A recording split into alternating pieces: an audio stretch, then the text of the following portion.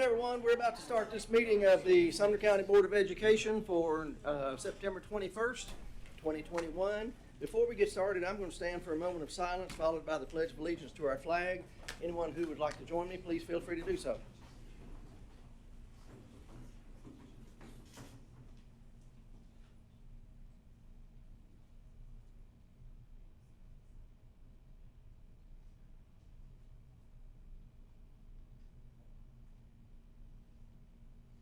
Join me in the pledge. I pledge allegiance to the flag of the United States of America and to the republic for which it stands, one nation under God, indivisible, with liberty and justice for all.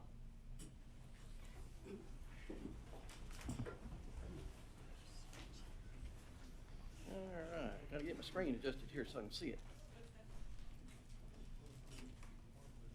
First item, Mr. Johnson, do you have the roll? Yes, sir. All right, roll is called. Next item on the agenda is the election of a Board of Education chairperson for the 2021-2022 term. Is there a motion, a nomination? Mr. Chairman, I nominate the present one, Mr. Tim Brewer. All right, Tim Brewer's been nominated. Ms. Wiltshire, Second. he seconds it. Are you a third? Yes. Any other nominations? Yes, I'd like to nominate Alice Bachman. Okay. Alice Bachman's been nominated for chair, and Tim Brewer's been nominated for chair.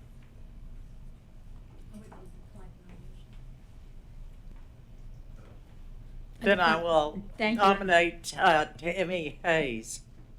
All right. Tammy Hayes has been nominated. Don't you dare.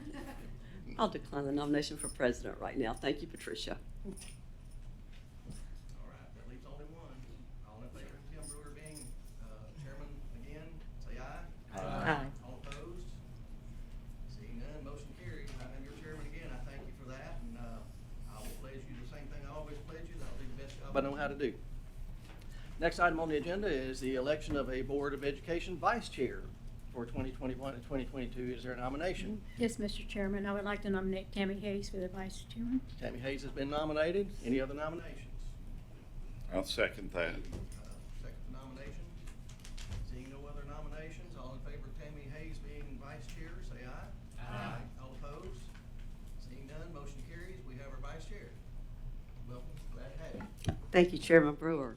I will do the best job that I know how to do in this role. It's a privilege. Thank you. I know you will. I thank you for that. Next item on the agenda is the approval of the agenda. Is there a motion? Motion to approve. Motion approved by Ms. Andrews. Second. Second by Ms. Hayes. All in favor, say aye. Aye. All opposed? Seeing none, motion carries. Next item on the agenda is adoption of the consent agenda. Is there a motion? Motion approved by Mr. Daniels. I second. Second by Ms. Bachman. All in favor, say aye. Aye. All opposed? Seeing none, motion carries. Let me scroll my screen down here a little bit. Next item on the agenda is consideration of minutes of the August 17th regular meeting. Is there a motion? Motion by Ms. Hayes, Second. second by Mr. Wilkerson. Any discussion? Seeing none, all in favor say aye. Aye. All opposed? Seeing none, motion carries. Next item is recognition of hearing of delegations. Our first one is Ms. Hayes. Ms. Hayes, I'll let you introduce these folks. Yes, thank you. Make my way around. Tonight, I have the privilege of recognizing, and you all to recognize, these great young people. Hendersonville High School's ROTC program. And these are just a few of the leadership. First, I would like, it's Lieutenant Colonel Jeff Stone. Have I got that right? That's it. And then there's Master Sergeant, Sergeant Major Carter. Sergeant Major Garza. Garza. Okay, and come on down. We appreciate your investment in the lives of these young people, your service to this country, and then to give back to this community and invest in these young people. It's greatly appreciated, very much so. Just in the wake of all that's going on in this world and our military, and you guys just stand guard for us, and we appreciate it. We appreciate that. Amen.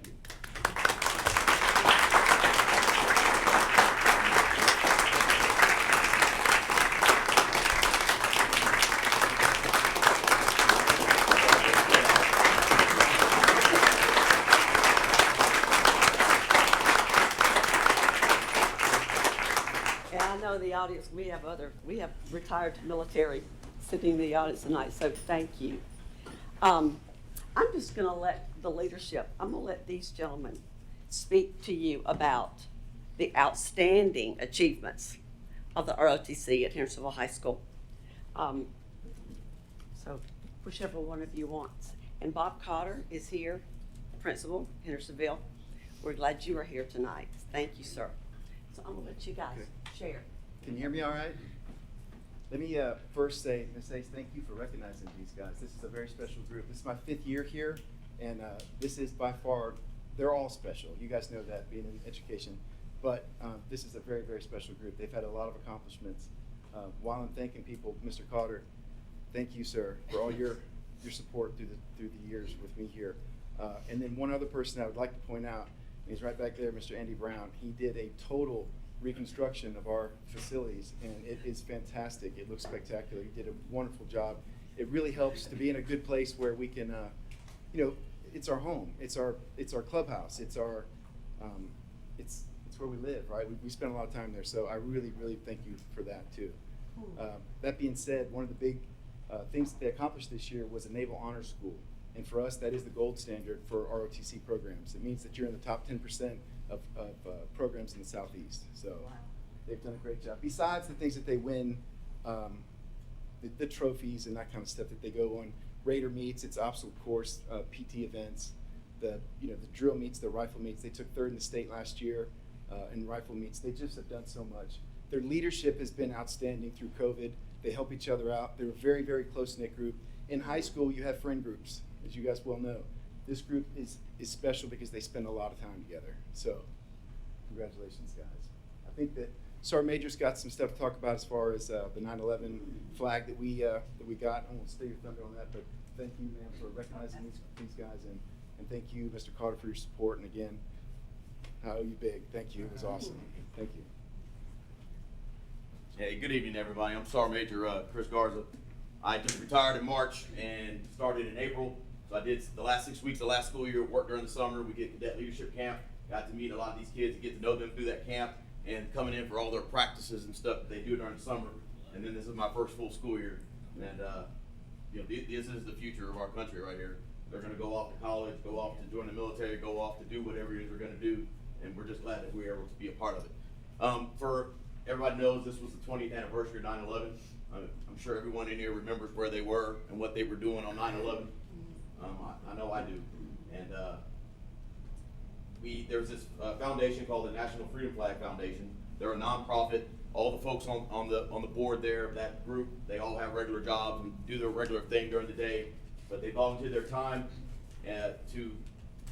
What they've done is they have a flag, and we brought it to show everyone. And their goal is to make this the national flag of remembrance for 9/11 and standardize it across all 50 states. And they've reached out to military or MCJROTC, JROTC programs, fire departments, police departments, public service, law enforcement, things like that. And they designated one organization per state to lead the charge for this initiative. It started back in 2018 when the governor of Virginia signed into law for the state of Virginia to make that flag the state flag for national remembrance. And they fly it at half-mast, obviously, on September 11th. And then the other goal is to fly it for the rest of the month. And then take it down, or you can fly it all year long.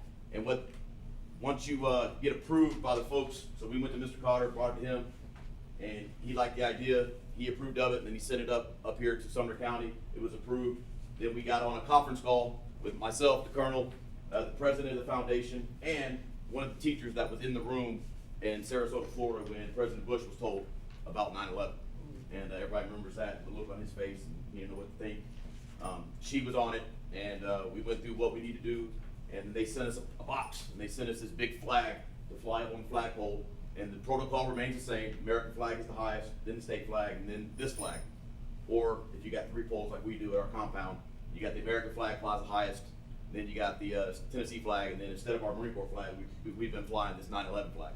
And they gave us a smaller one to show the students. They gave us some matted and framed index cards that were all done up real nice, and a picture of the World Trade Center Tower 1. They send all the schools and all the organizations that take part in this foundation, they send you a piece of World Trade Center steel that was taken between the 91st and 92nd and 94th floors, Tower 1. And no one survived above the 91st floor on that tower.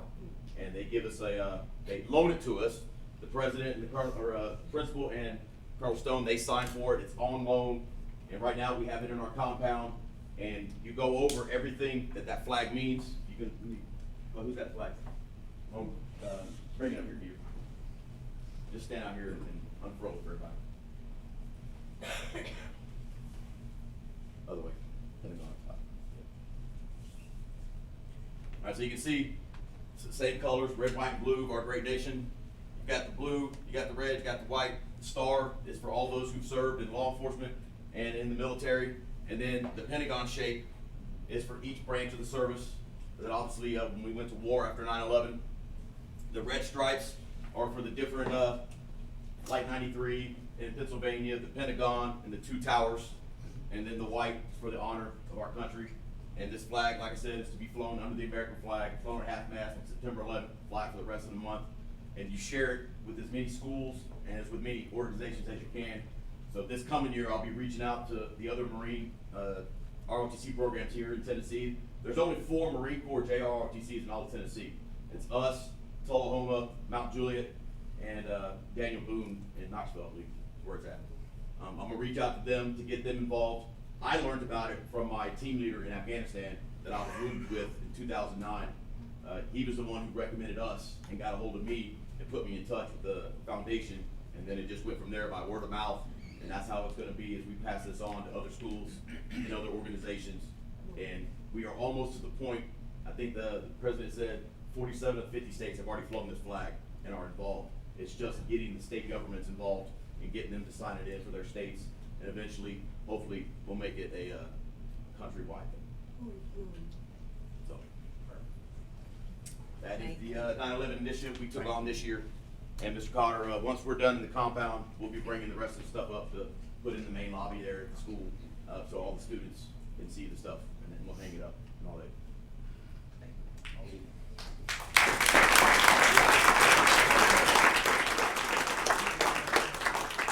Gentlemen, I'd like you to introduce, and we have a little something for you. And I want you just to listen to me. This is the flower in the middle of it. These are handsome fellows. And what is your name? My name is Bailey McCollum. Bailey McCollum. How about it, girls? I'd like you to introduce you, and we have something for you to remember. And, again, I just thank you on any of you will choose the service for your life career. And we are very, very grateful for you. And just God bless you. God bless you on your journey. You'll introduce them. We're gonna get a picture. Okay. Should that be a Coley? This is Kayla, Lottie. That's the girl you meet right here. Yeah, girl. That's the new law.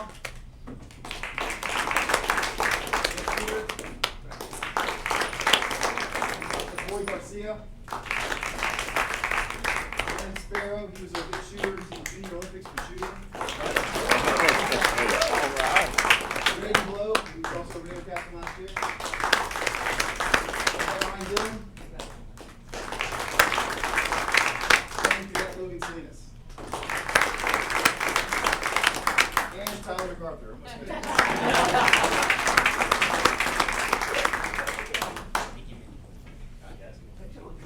Oh, that didn't, that's great. Shorts up front. You guys know the deal.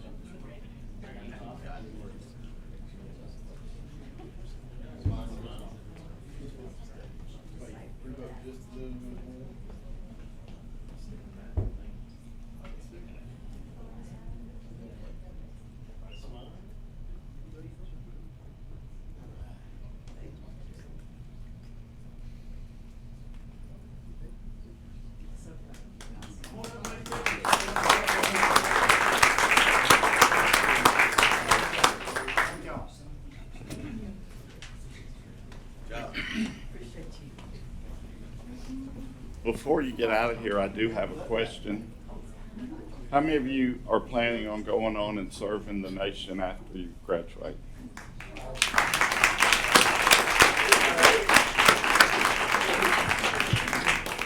Thank you so much. We greatly appreciate what you've done and what you're going to do. Thank y'all again. Thank you.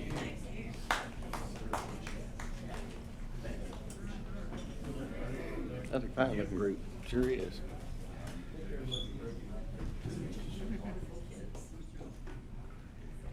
All right, we sure thank those folks.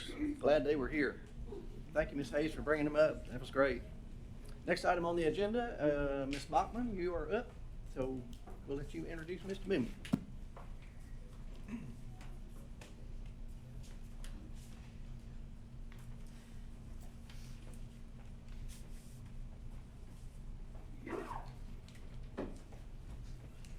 Thank you, Mr. Chairman. It's my privilege tonight to introduce Dave Mooney to you. I think most of you have met Mr. Mooney before, but Mr. Mooney is the Vice Commander of our local VFW and also the District Commander for all of Sumner County. And he's going to speak to you tonight about the scholarship programs that the VFW has. And they can save the parents a lot of money. So, plus it's showing a little patriotism for our country. So without further ado, I'd like to introduce Dave Mooney. Well, thank you, Alice, and I should mention that Alice is president of the District 4 Auxiliary, so we're kind of tied at the hip, so to speak, here for a couple things. Well, good evening, Chairman Brewer, Director Phillips, and members of the school board. I'm Dave Mooney, the Senior Vice Commander at VFW Post 9851 down in Hendersonville. Thank you for the opportunity to discuss today some of the programs that we run for our youth and education to recognize the students and teachers here in Sumner County.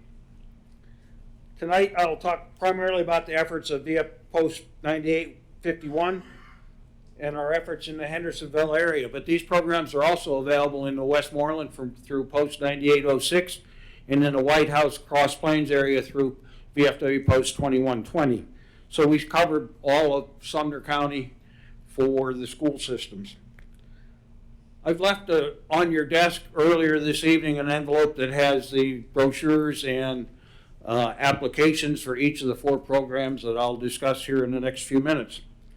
The first program is our Patriots Pen Essay Contest. That's an essay contest for our middle school students in the 6th through 8th grades. That's hard for me to say. I went to junior high school and there were different numbers in those days, but that's because I got too much gray hair. The students are asked to write a 300 to 400 word essay and express their views on an annual patriotic theme. This year's theme is How Can I Be a Good American? The students submit their essays to their local VFW post where they'll be judged.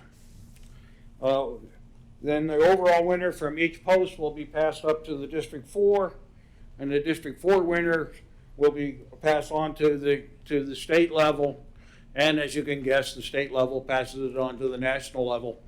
And if the national winner has the opportunity to win a $5,000 prize for his essay contest entry.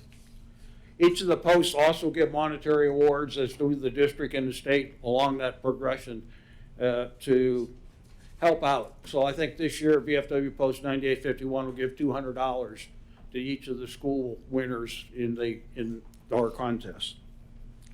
The next program to talk about is our Voice of Democracy contest. That's an event for our high school students in the 9th through the 12th grades. And they're asked to prepare an essay and then record that essay on an audio version, these days on a thumb drive. And then we listen to that essay and judge it. This year's theme is America, Where Do We Go From Here? For the high school students, the national winner will win a $30,000 scholarship, and each state winner will win at least a minimum of a $1,000 scholarship, and it graduates from $1,000 to $30,000 through all 54 areas. I know we only have 50 states, but the VFW also has organizations overseas that also enter the contest.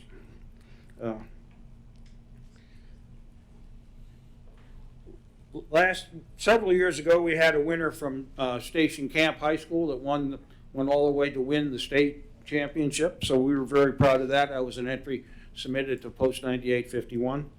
And I hope we can repeat that again this year. Last year, we had about 20 entries to judge. So it takes a while to sit there and listen to their essay and then do the scoring and get the calculator out and sum up all their points. Our third event is our Teacher of the Year, and we do this for the elementary, middle, and high schools. So we have asked each of our school principals to submit entries. I've mailed an entry form to each of the principals in all of the schools that are in the Hendersonville area. Well, that's a lot of letters, by the way. There's a lot of elementary schools. It gets smaller as you go to the middle and high school, but and we're also open to the private schools are also eligible to participate in this, as are homebound students. I should do that for the essay contest. For the teacher, we asked the schools or anybody else that would like to nominate their favorite teacher to do that and send it to the Post. And again, we judge them at the Post, state, and district levels. And the national winners will win $3,000 award this year. Last year, we kind of was a tough year for the teacher entries for some reason. I think they were all too busy trying to learn how to use Google Classroom or whatever you folks use to do that, because that's way beyond my skill level, I can tell you that. And but already this year, I have an entry from Mr. Powell at Beach High School for one of his teachers. So we look forward to more entries in all of these things. We've provided these entries to the principals and the guidance counselors. So we encourage you to check with your guidance counselors and principals as you visit your schools and see if they're getting entries and things like that. Any kid that's going off to college should get in this and get a chance to, pay a substantial part of his at least 1 year's worth of education, given today's prices. The final thing I want to talk about is done by our auxiliary. Not each, but our post has an auxiliary which is made up of the spouses of veterans, or their grandparents, or the sons, daughters of veterans. And they run a Young American Creative Patriotic Art Contest. And here the students submit their thing. This year they have to be in by 31 March 2022. By the way, the Teacher of the Year entries, the Patriots Pen, and the Voice Democracy entries have to be in by Halloween, 31 October this year. The state winners are then submitted up to the National Auxiliary where they're judged. The national winner receives a $15,000 scholarship. Last year, an entry from VFW Post 9851 took 5th place at the national level. I went to the National VFW Convention in middle of July, thereabouts, and they had all the artwork on display, and I didn't know who the winners were, and walked down, and there was 5th place from our post from one of the schools in this area. And then several years ago, we had a student from Beach High School that went on to win first place prize in that art contest. So please encourage your art students and your art teachers to get the entries and participate in this contest. I know we have a lot of good artists in this area.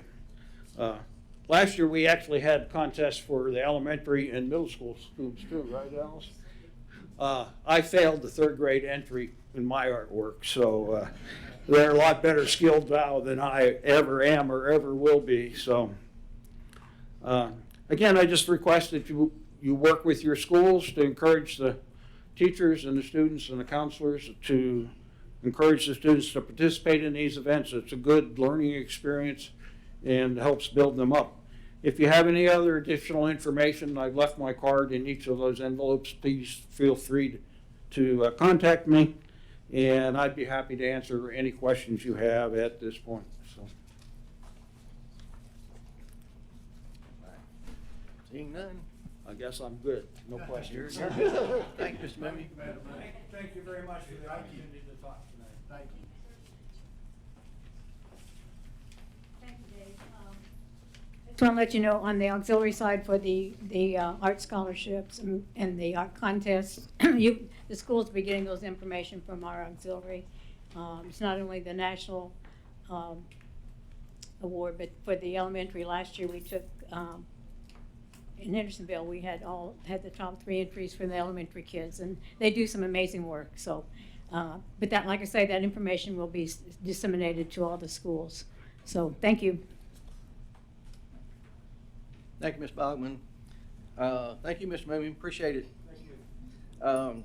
Next item on the agenda is still in recognition here in delegations. We're glad everybody came out tonight. We're looking forward to a good meeting. If you signed up to speak, we're happy to hear your comments. I'm gonna read my normal thing that we usually say here, just to make sure I don't miss anything. We only ask you to follow our rules by speaking only about the agenda item.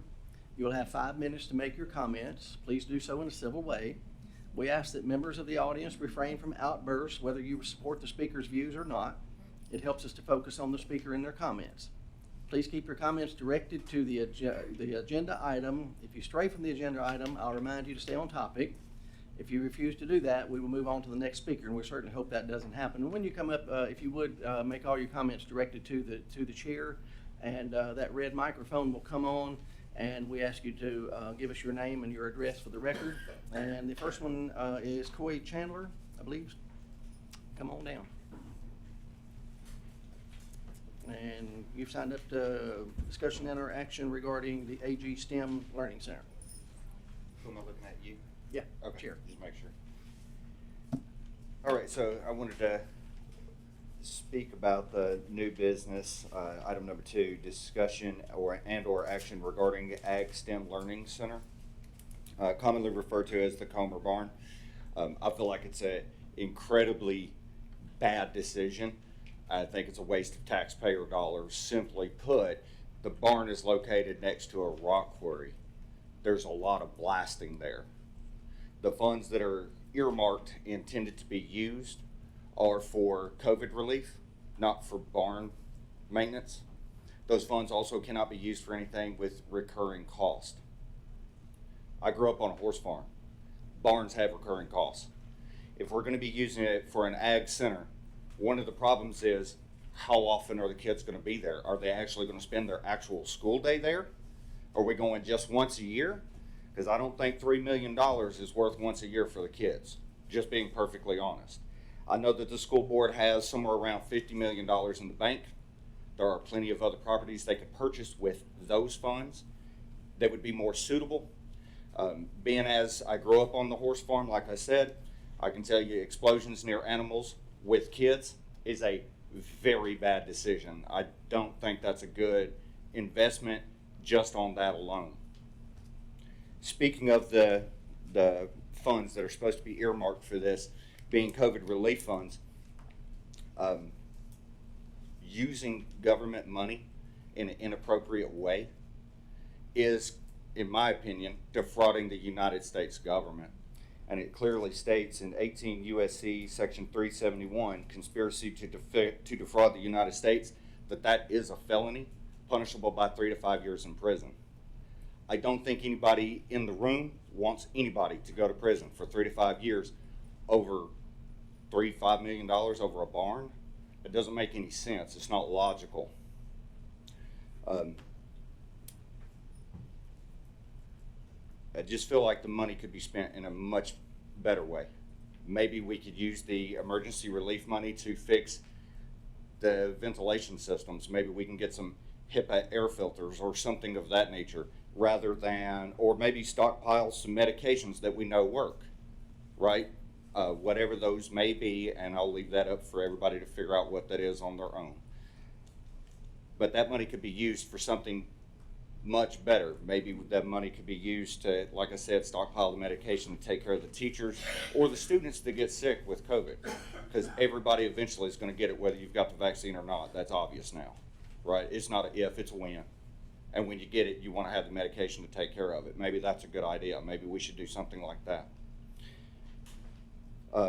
Also, maybe instead of using federal money, which links us, now we have a debt to the federal government for whatever they want us to do. We shouldn't be doing that because that's usurping the state. By usurping the state, they are knocking the state out of the way. That means the federal government is now answerable to nobody, and they should be. That's the whole point of the states having their own individual rights so that we can defend ourselves from the federal government when they overreach and do things they should not be doing to anybody in our community, regardless of who that is. Thank you.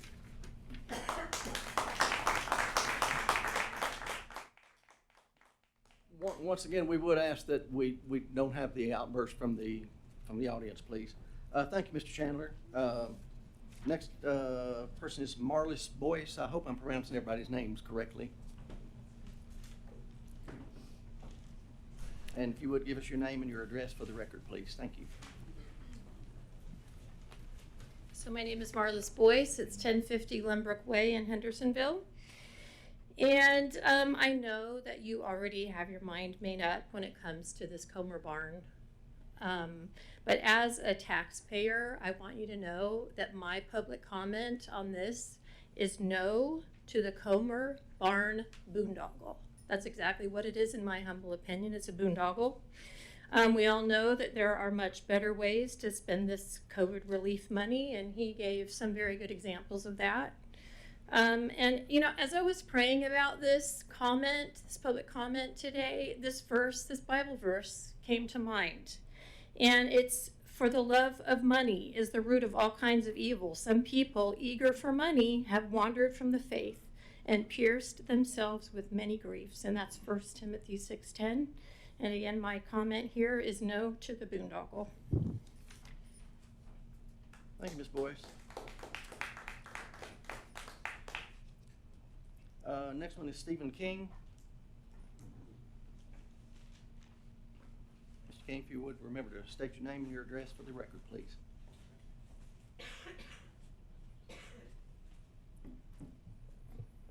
Good evening. My name is Stephen King, and I live at 123 Winland Circle in Goodlettsville. And I have two children in Sumner County schools, both attend middle school. And I'm here tonight because I oppose, well, first of all, I oppose the county giving the Comer barn to the schools, and now I oppose the schools owning it. My daughter asked me why I was coming to this meeting tonight. And I told her that the school board was going to vote to use COVID relief funds to fix up the Comer barn. And I said millions of dollars of that. And her immediate reaction was offense, and she was hurt. And she said, and I quote, "That's not right. They want to use COVID money to fix up a barn?" Then she put two and two together. I could see the wheels turning in her head. She said, "You know, my computer class, all the computers are really old. There's like 5 or 6 of them that are broke. We can't even get on them. We have to share the computers. We got to take turns. And they want to use money to fix up a barn." And you know, you see, kids can see right through some of this stuff. And I want to, 2 things that I took away from her assessment. Number one, it was, it's not right to use that money for this. And number 2, there are immediate needs that are not being met. And kids can see right through this. You can't fool kids. And I would hope that some adults could also see through this as well. My feeling is that I don't know if it's really about helping students. I have this funny feeling that there's a political agenda behind it. And many of those that are trying to that want to see this barn get this money tonight, I believe they're trying a tactic, and that is we're going to try to claim the moral high ground by making it all about students. We're going to say it's for the children. And you know, when you talk to them, when you see them revealing, over time they let the cat out of the bag a little bit. And they begin to, they start to slip. And I want to share with you some quotes of very recent quotes within the last 24 hours about the Comer Barn.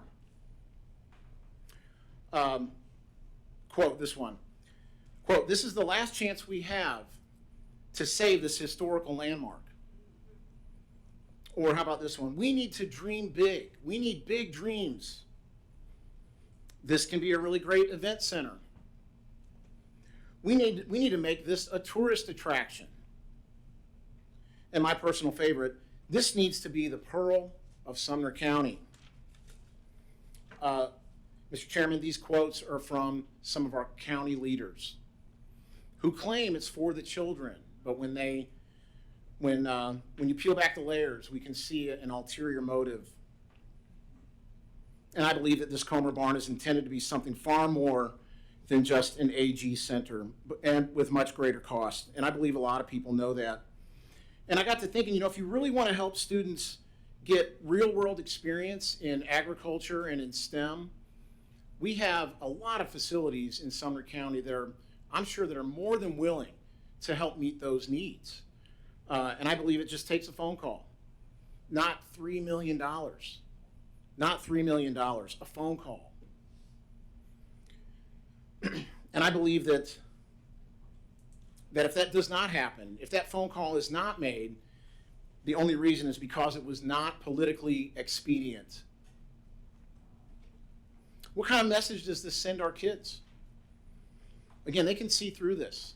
It doesn't make sense to spend COVID relief money on a barn. And I don't care what kind of legal loophole you find to make that okay. It looks really bad. And kids, you can't fool kids. They know what's up. And they're going to know the truth. They'll find out. They'll know what the truth is. We know the truth. I believe all of us know the truth about this situation. And I'm asking you tonight to vote for the truth. And I believe the truth will set you free. Amen, and God bless. Thank you. Thank you, Mr. King.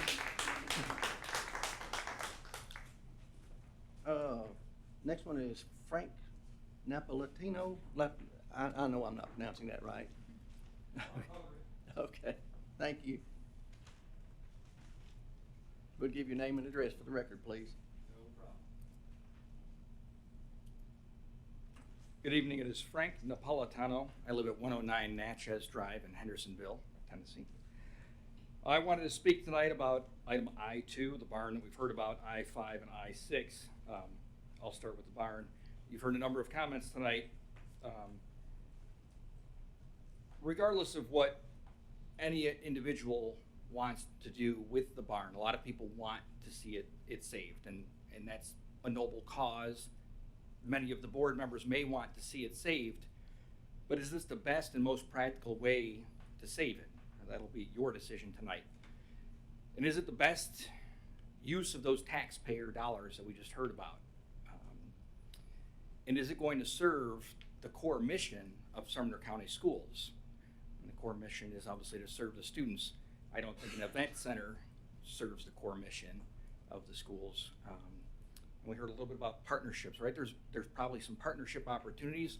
Vol State Community College is right down the road. It's in Sumner County, and there might be some partner opportunities there rather than building something. If STEM and ag education is important to the Sumner County schools, partnering with somebody that's already got some of that stuff in place might be a good avenue. We heard a little bit about the capital cost, right? So the capital cost is one thing, and it's a lot. But you have to think about that. You have to weigh, what do we invest today? But then there's those long-term operating costs, right? So we could buy this today. Maybe we have that money. Maybe we can justify how we spend those COVID dollars. But there's those operating costs. How do you maintain it once you have it? How do you staff it once you have it? How often is it open? If it's open as an event center, what kind of security does the school district now need to provide to that very space that was a gift? And again, I'm not saying saving the barn isn't a noble cause. I think it's a great idea. I just don't know that it's the school district's responsibility and the taxpayer dollars that are allocated for the students. Again, those are decisions for you to make, but those are my comments on I-2. On item I-5, it is your first reading of Employee Code of Conducts. I read the red line version and just had a few questions or suggestions of things you might want to change before you go to a final vote on it. So you're removing line I, which stated bringing or using alcoholic beverages on Sumner County School Board property or any school events is prohibited. Makes sense, but you're eliminating it. Refusing to undergo a drug or alcohol screen upon request is also being removed. You're replacing it with possession of illegal drugs, alcohol, weapons, or firearms on Sumner County School Board property or any school event is prohibited. Okay, that makes sense, but you're eliminating or use of. So I would just suggest possession or use of illegal drugs, alcohol, weapons, or firearms, because use of is being eliminated. It is in line I, but it's not in the new version in line H. I'm not sure why refusing to undergo a drug or alcohol screen upon request is being removed. And DD, refusing to allow packages, desks, classrooms, Sumner County school vehicles, and offices to be examined. I'm not sure why those two items are being removed. I see nothing that's being added that replaces or makes up for those. So just things for you to consider as you review that under your first reading. So my final one is on policy 5.605, that's staff gifts and solicitations.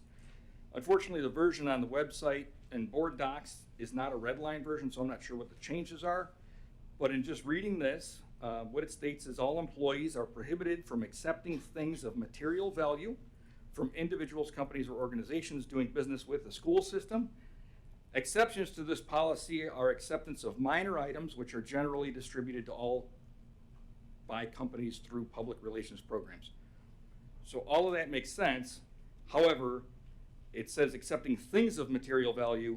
I would recommend adding it things or services of material value, because services can be rendered that have a lot of value and aren't a thing when somebody reads this. I like plain language, so if you're going to cover things and services, I would recommend adding that.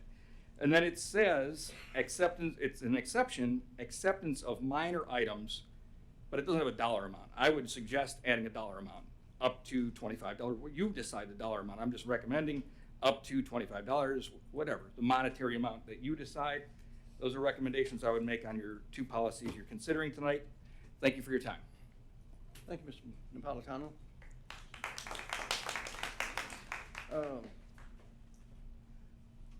Wes.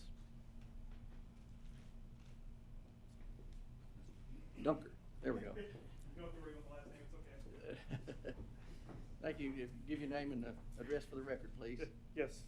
My name is Wes Dunkel. I have two boys that are proud products of Madison Creek, W. Hunter, and now the Magnet School. I live in Goodlettsville, 321 Buffalo Run.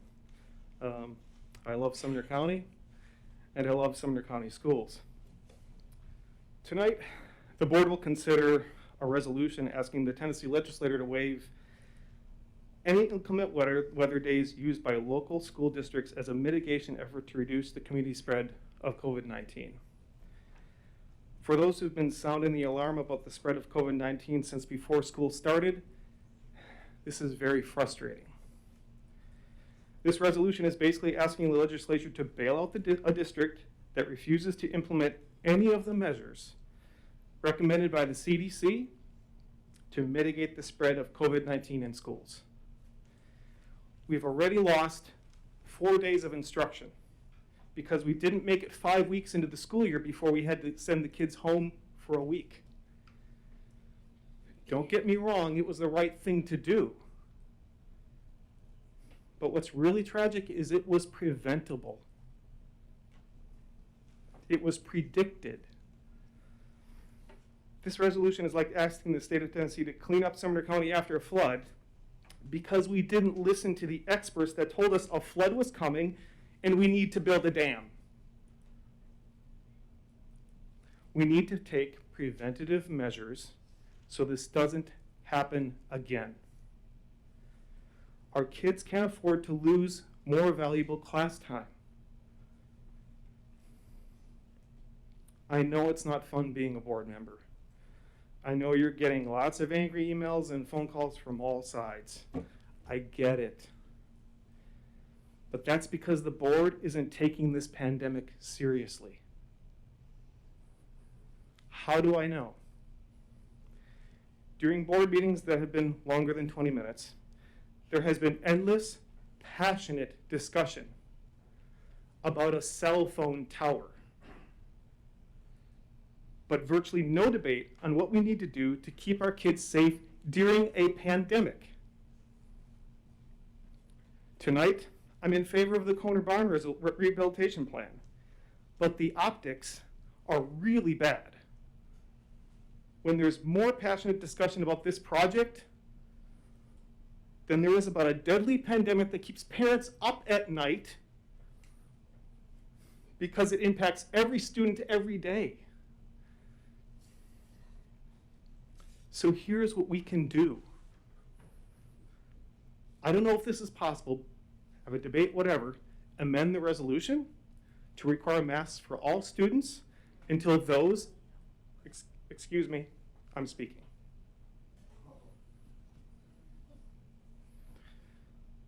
Amend this resolution to require masks for all students until those under 12 can be vaccinated.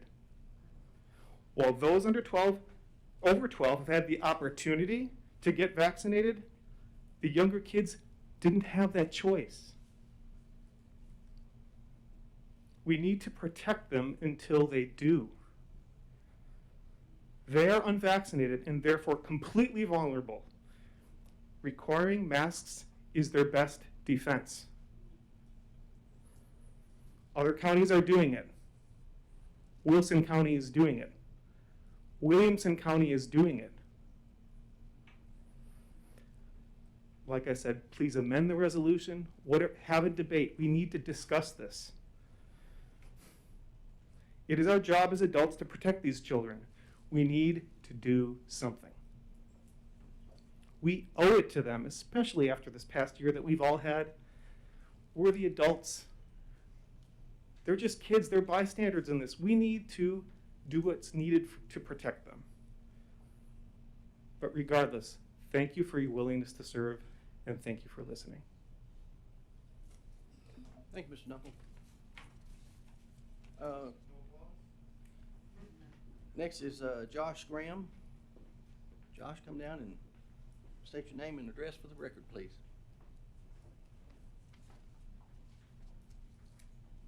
My name is Josh Graham. I reside at 306 Wildcat Run in Gallatin, Tennessee.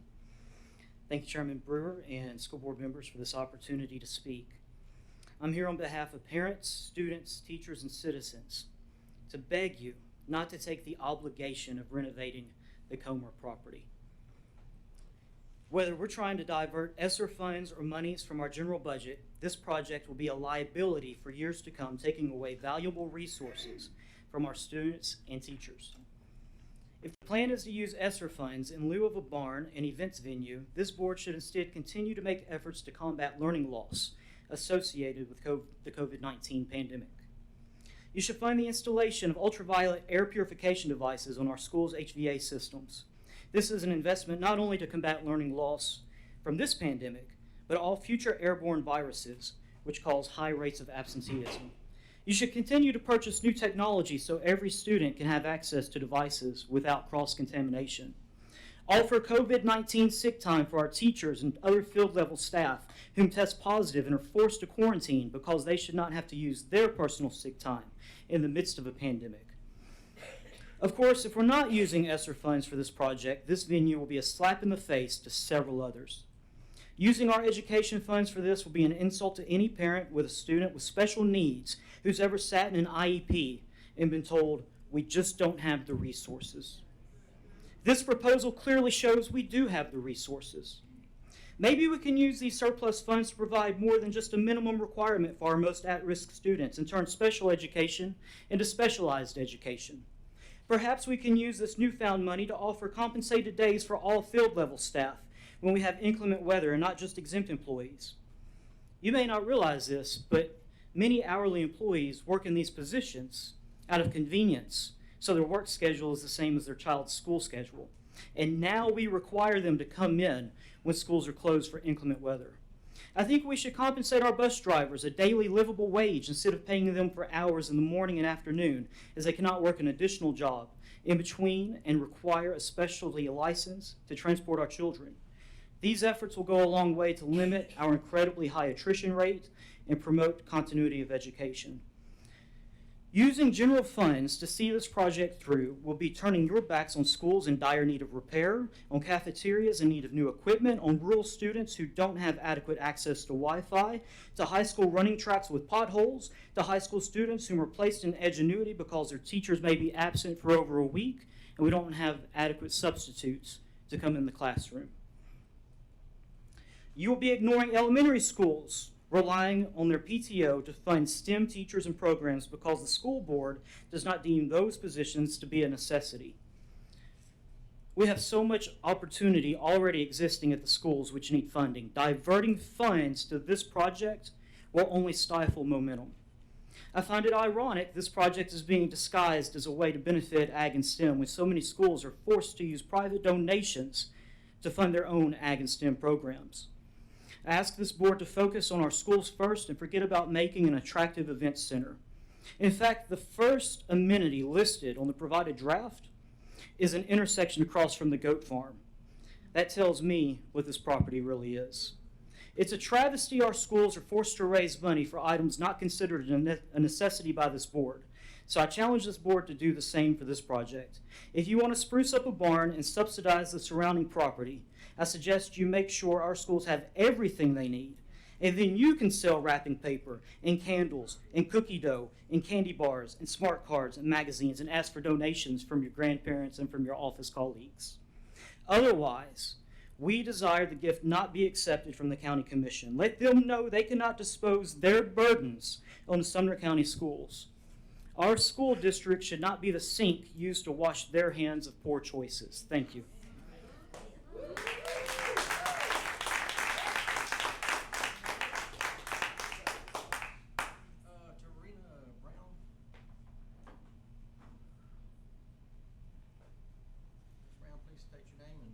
Address for the record, please.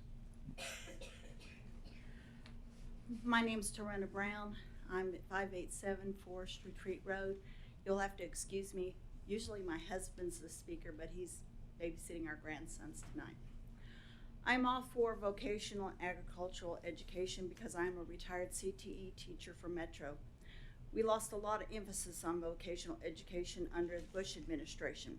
The Comer Barn, however, will not serve Upper Sumner County. It is too far to be any benefit for them. All schools in Sumner County already have an agricultural program, not funded well, however. So what is the benefit?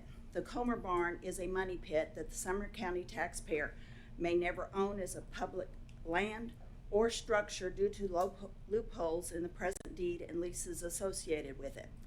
The deed is constructed so that the structure is barely owned by the county and is landlocked. The land around it is not and never may be. The mineral rights are owned by the adjacent construction company, the Rogers Group, and they can take all the minerals under the structure at any time for 100 years. The $500,000, half from the state grant and the other half from Sumner County Hospital Fund, slated for improvements to the roof, will revert back to the owner of the land, the Rogers Group, after 5 years if no improvements are made on it. Only $8,700 of that $500,000 was spent, and the roof is still not repaired. The clock started ticking in 2016. Due to restrictions by the Rogers Group on the Comer House and Comer Barn documents, the buildings are prohibited from being designated historic.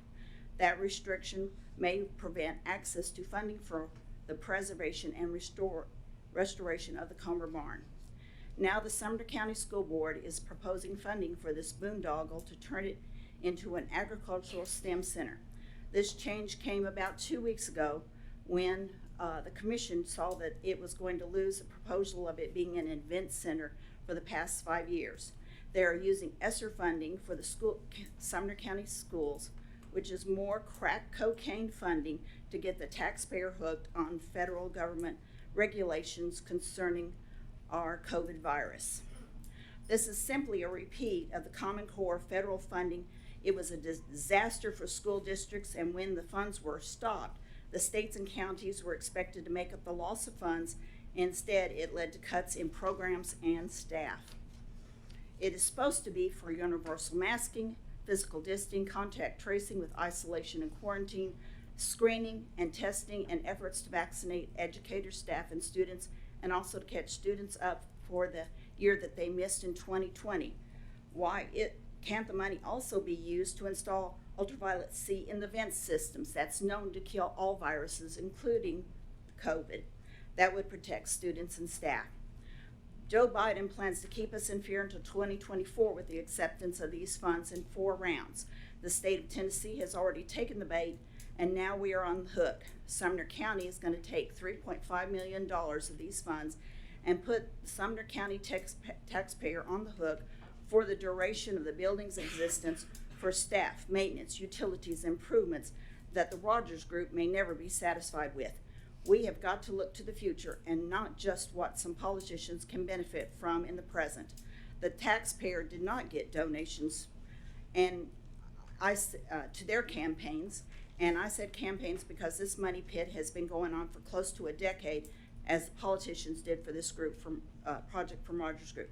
I asked the question, what are we going to do with the building next to a quarry with blasting going on all the time, shaking an already questionable structure to the ground and land that we, the taxpayer, may never own? I have to drive on the road in front of the Rogers Group every Sunday and Wednesday to go to church. It is the roughest stretch of road I know in this county. If they cannot maintain the road in front of their own business, how can they live up to these agreements? You can see the quarry's encroachment from the road, and it does not present well as a picturesque site. The taxpayer cannot even claim damages if blasting damages occur to any renovated structures. The county also has to carry general liability insurance and umbrella coverage, as well as the lease of all Rogers Group. It doesn't make sense. There are too many hoops to jump through. The taxpayer would be renovating the barn for the Rogers Group at the very least. They can arbitrarily at any time decide the improvements do not meet the lease, terminate the lease with 60 days notice, and reacquire the property even after millions are spent improving it. Please vote against this proposal and the illegal use of the ESSER 3 funds for the Comer Barn lease and improvements. There are a lot of promises made with this development if we spend $1 million, some raging out to 2027. The GoFundMe account to save this structure garnered less than $3,000. I would say that shows a general disinterest by the constituents in this project.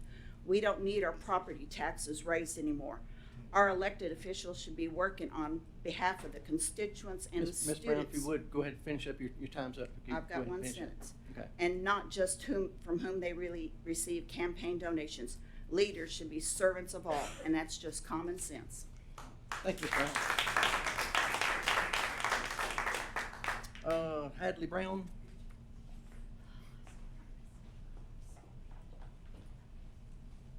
Ms. Brown, please state your name and address for the record, please. Thank you.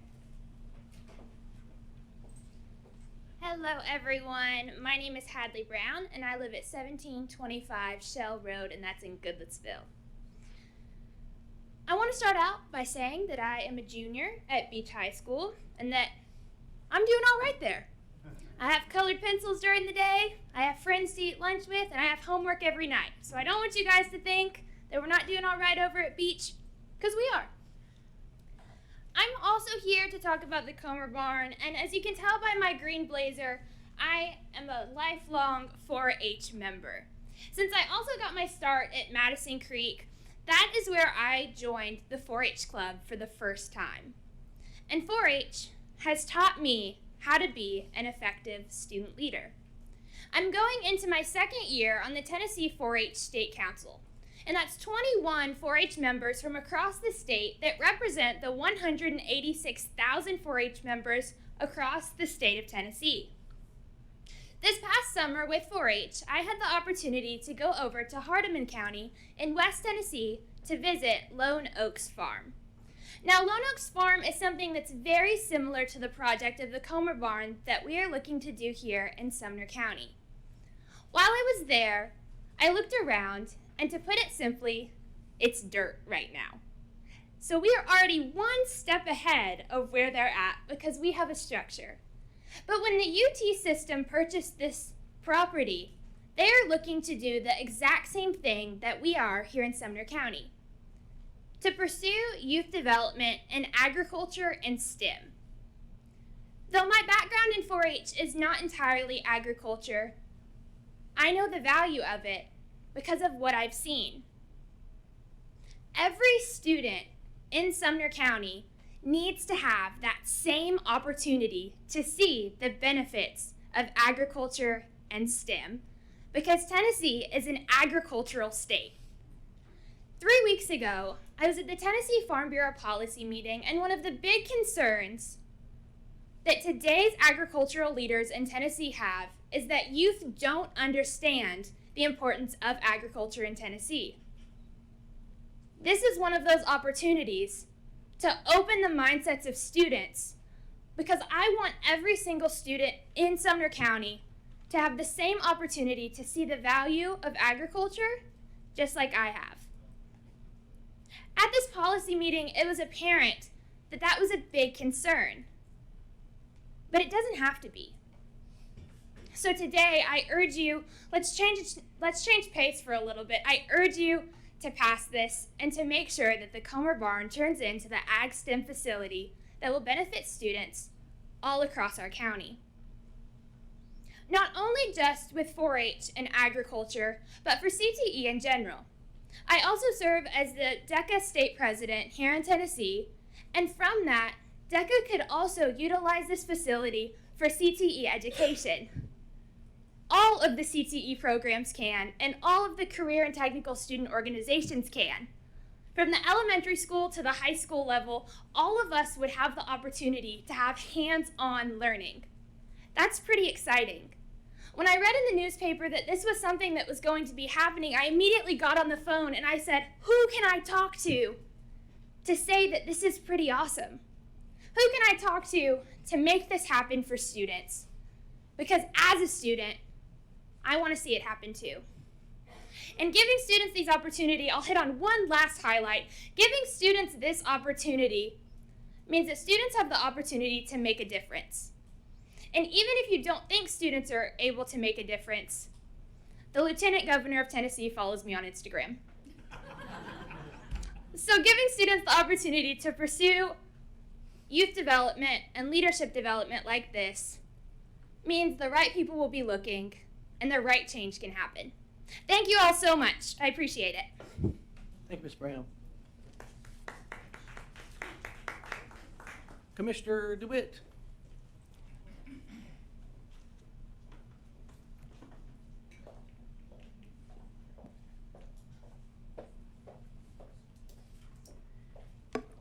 Good evening, Deanne DeWitt from 898 Plantation Boulevard in Gallatin. Does anybody in the room want to speak after Hadley Brown? Anyone? I sure don't. I think I'll just say ditto. I would love to have had the enthusiasm and the foresight and the perspective at her age. Takes a lot of years, I think, to gain that. So we are very fortunate to have a student leader like Hadley and have her here tonight, I think, just to open minds and just give another perspective. So I'm not going to say a whole lot. I think, well, you haven't necessarily heard me speak. I did last night at our county commission meeting. I was here with your study session a couple weeks ago. And I'm here for any questions if you deliberate tonight and you have any questions about just where things are, where things have gone, you know, why we haven't spent the $500,000 on the roof, all those things. I can answer those questions. I guess just as far as commentary and input as you make this decision, I do think that this is a totally unique opportunity with an opportunity to create a totally unique learning space. I wish I had seen I think, was it the Lone Star, what did you call that?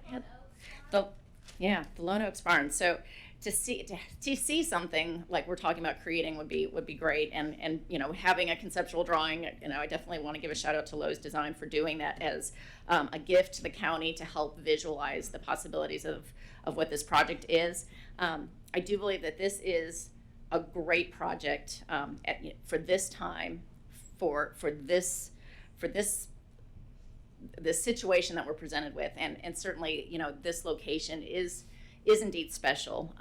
That's not the reason to do something like we're talking about. That it's just one of the things that makes this kind of project even bigger than it could be. I really do believe this will set Sumner County apart, and not just because of the amazing ag and STEM learning opportunities with this location, but because that we are doing it in a way, this particular location gives an opportunity to not only invest in that learning, but also in building community.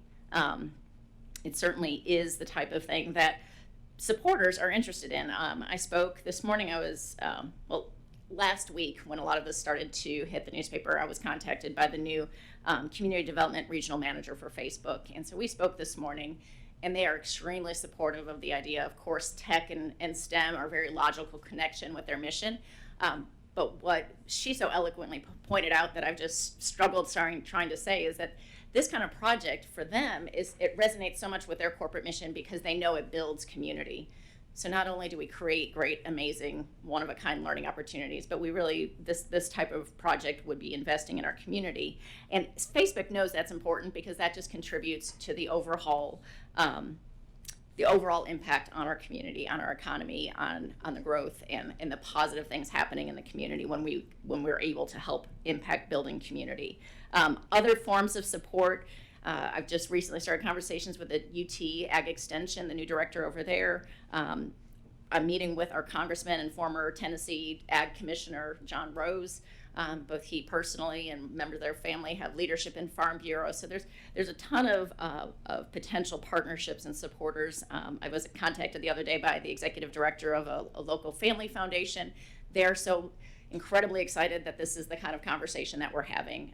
And so the support is there verbally. I will be with you to hunt for the financial investments that might help realize the full vision for this project. But I also just want to let you know that I've heard from several teachers and administrators and literally hundreds of residents over the course of the 2 years that I've been working on this project that would reinforce the importance of working on a project that saves this location. But now to hear from them again, dozens and dozens have reached out just in the last 2 weeks, beyond excited about the direction that this is going. Hadley, she just touched on this too, that there's a lot of natural and logical things that come from the title of an Ag and STEM Learning Center, but the opportunities, Mr. Daniels, I know you did a great job pointing this out, that it's so quickly the opportunities there for the fine and performing arts and students with all sorts of disciplines and interests. I think that this location gives them those unique opportunities. The last thing I think I'll just point out is that, however this is funded, I've had several people just even the last couple days and point out things that I didn't even realize how this really does relate to learning loss, and particularly for those who are hands-on learners. This is a unique investment that provides some real tangible benefits in this situation that we're facing. And lastly, I think one of the other really cool things about this is with this potential approach, not only are we creating these ag and STEM and the extended learning opportunities about the future, what our students need to learn about how to be contributing citizens, but this would also really enlighten them about our past and the connection to our community, and hopefully develop a deeper respect and appreciation for what we come from. So, as I said before, I'm here for the evening. If you have questions, I'd be happy to answer them. Thank you for your time. Thank you, Commissioner DeWitt. That concludes the hearing of delegations, and so the next item on the agenda is executive session. We have no executive session. So next item on that is reports from the director. Dr. All right, good evening. Good to see all of you. I'm going to pass around, and I'll wait for you to get a copy of that, pass around a kind of a summary. I think it because of some of the conversations that have happened in the past week or two regarding the Ag and STEM Center. And I know you guys have seen this before at different times, but probably not all put together in one document. So it's kind of a summary sheet. Really about ESSER and what we have already approved and submitted to the state for ESSER funds to be spent on here in Sumner County. We'll also make this publicly available. We already have a website link on our website that has all of our ESSER documents on there, and so we'll make sure that we put this up so anyone can that's in the audience that wants to see it can get online and have access to this. And of course, after ESSER 3 is approved at the state level, which should be soon, then all of these documents will be rolled forward with documentation that anyone can look on the state website, not only for our school system, but for every school system, and they can see what districts are doing with this funding. So we'll just start out. JJ, do you want to work this? Okay, it's already up. First one's up. I've got it on the screen so folks in the audience can see too. But there's been a lot of conversation around what's these dollars actually being spent on, and so we just kind of wanted to give you a little bit of an idea of where those dollars are going. And I think I heard from several of the speakers this evening about learning loss, about technology, those kind of things. And so I hope they're paying attention, because you'll see a lot of dollars in here. You know, if you follow our system and you're closely connected, then you know these things are already happening, because some of the dollars that have already been expended in ESSER 1 and 2, it would have been impossible for us to have summer scholars this summer without already expending some of those funds, and certainly that goes with Chromebooks that have already been delivered to our schools to start the year. So if you're involved with our schools, you actually know what's going on, then you certainly know those things are already happening and will continue for several years. So the state kind of breaks ESSER down, and all of this flows from the federal government, obviously, to the states, and the states down to the districts. And so the state prescribes for us exactly, the feds do in the language of the law, but the state prescribes kind of the application process for all the school districts to submit their spending plan for those dollars. Then they get to say yes or no about every item. If they need more clarification, then we have to provide that to them until they're satisfied. And of course, then as the process unfolds over the course of the next 3 years, which is what the federal law stipulates in regard to the dollars have to be expended within that time frame, then of course every year there's audit from the feds and from the state, both for these funds. And certainly we welcome that, just like we do our annual audit from the state every year, because we want to make sure that we're doing things 100% correct. If you look, those four larger areas of focus are academics, student readiness, foundations, and educator pathways. And those first three really capture the majority of the dollars, because they're looking at those things that we know are the most important for us. The first one there, you see about 33% of our total funding is being spent under that academic heading, and that's after school tutoring, which I think will start here in the next week or so across all of our campuses in the county. Summer scholars, for those 3 consecutive summers, we did summer scholars this past summer, and some of you went out and visited some sites, had good participation in that. Early reading support, and then interventionist. And of course, all of these things run out over the course of 3 fiscal years. Student readiness, AP dual enrollment, high school innovation. I'll break these down a little further on the next page. Academic advising, mental health, and then special populations is about 39%. 25.3% is foundations, technology and internet. So that's where I think some speakers mentioned about technology and need for faster high-speed internet, more accessible cleaning supplies, cleaning equipment, and then indirect reimbursement. And then pathways is a little smaller because that deals more specifically with teachers and certifications and those types of things. And so there we have teacher retention, communication tools that we use with parents. I know the parents, you guys that have kiddos in school, POSIP and Remind, and the things that we use and have used since the pandemic began to get feedback. All of those things are a part of that. If you'll look on the second page, it gives you a little more detail around the specific dollar amounts. So in the budget allocation section, funding source, you have three different tranches of funds that have been sent from the feds to the states and distributed out to the local schools. ESSER 1 was a little over $3.5 million. That was the very first one. And so that time frame was March 2020 to September of 2022. And so they all have different spending timelines that you kind of have to keep up with. ESSER 2.0 was a little over $14 million, and that timeline was from January of 2021 to September of 2023.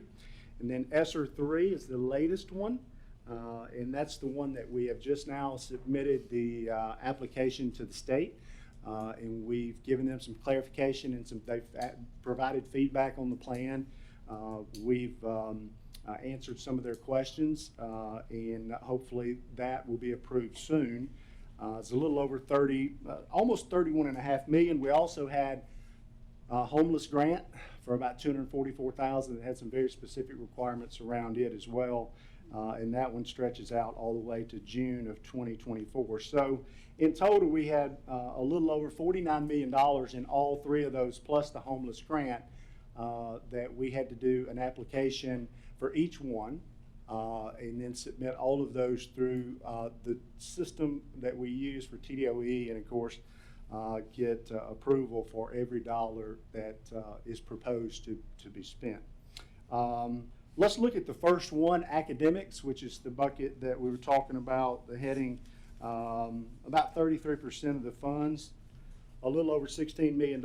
Student tutoring, that's before and after school, that will be operating across the schools in the county, a little over $5 million. Of course, the majority of that deals with stipends for teachers and staff to work after school and before school. I think Mr. Langford gave a presentation on that not long ago about how we were going to do that across the county. Summer scholars, I mentioned that already, but that obviously deals with teachers, paying teachers. The state actually passed some legislation as part of their summer programming effort. You know, they went in special session and allocated some funding, and then we're using, of course, the state funding, but also the ESSER funding to make that happen. But that pays for the teachers, custodians, transportation, everything that we're using. We used this past summer, we use for the next 2 summers for summer scholars. You've got in the next couple of lines there, foundations and geodes, which all of our principals and teachers ask for geodes, which is a decoding system we use for teaching students to read. Wilson reading system, obviously, for our interventions. Lead educators, high school and virtual tutors, which we knew there was a need for that, obviously. Virtual and Edgenuity coordinators, benchmarking, and then SVA teachers. If you look at that, we obviously last year when we had SVA opened up across the system, that was part of what we applied to in 1 and 2. So some of those funds have already been expended, obviously, because we paid teachers to do that last school year. So you have a little over 16 million in that kind of in that group. Student readiness, school-related supports, and a lot of this deals with both academic and non-academic needs of students. Also gets into career pathway opportunities and CTE. So AP and dual enrollment courses, that's where we're paying for those for students to take. So that's a savings for families and parents. CTE equipment, this is a big chunk of our spend in this category.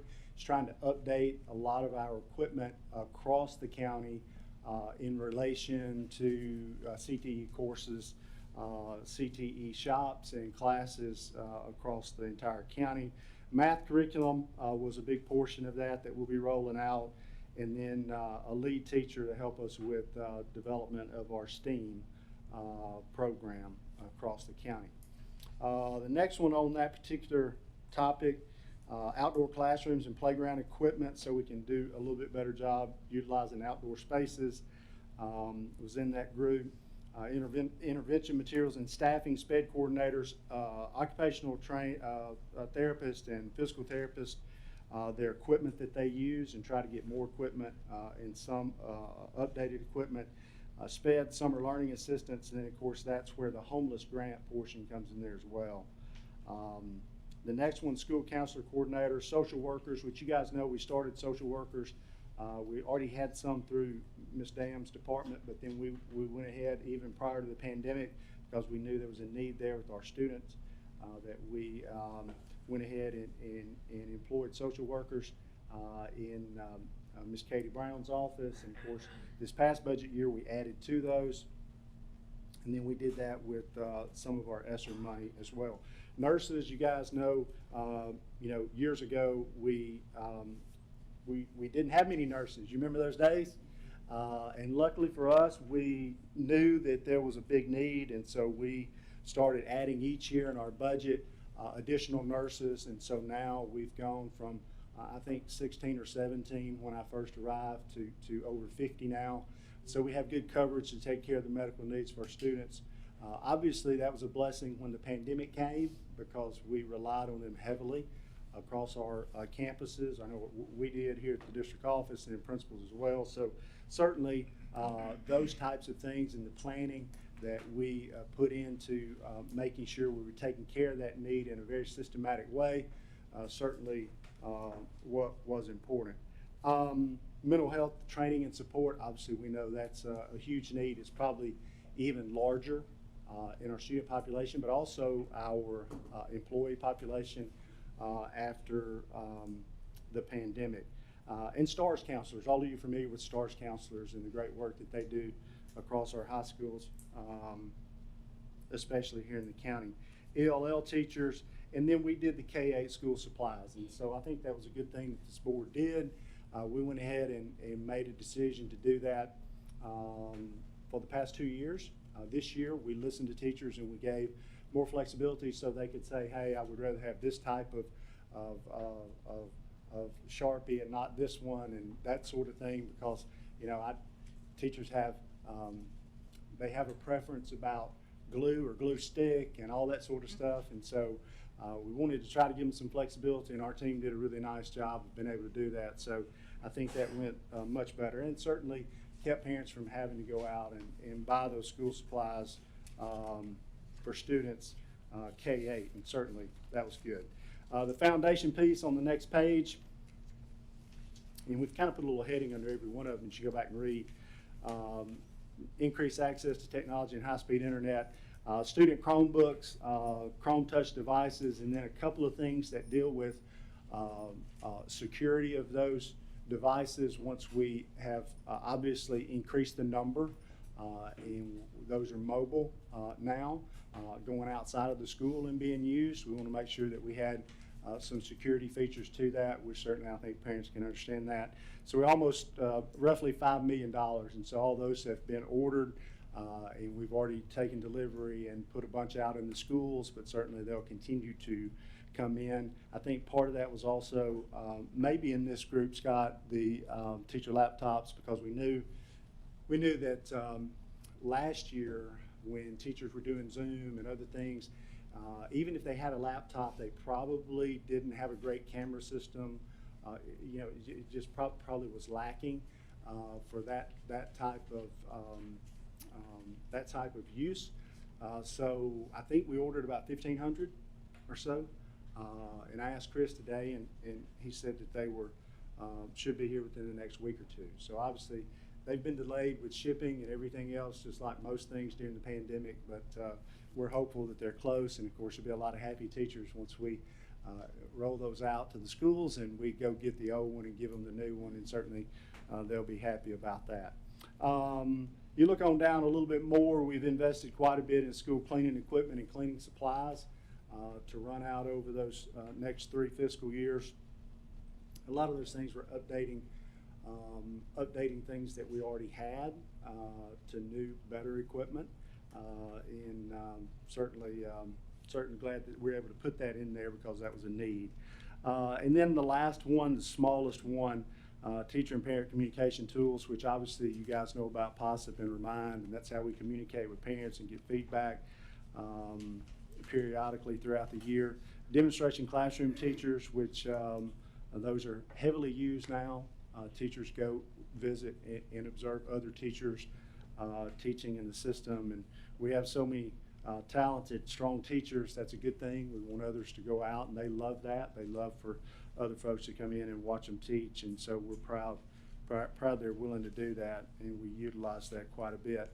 The last one there, you know, the video library where we paid stipends to teachers last year, and they worked so hard. I think Gene had them here at the board meeting, and you know, you guys have gone on there and watched some of those, but certainly having our teachers go above and beyond to make that video library capture that content was certainly something that we knew going into the pandemic would be huge for us, and it has proven to be the case.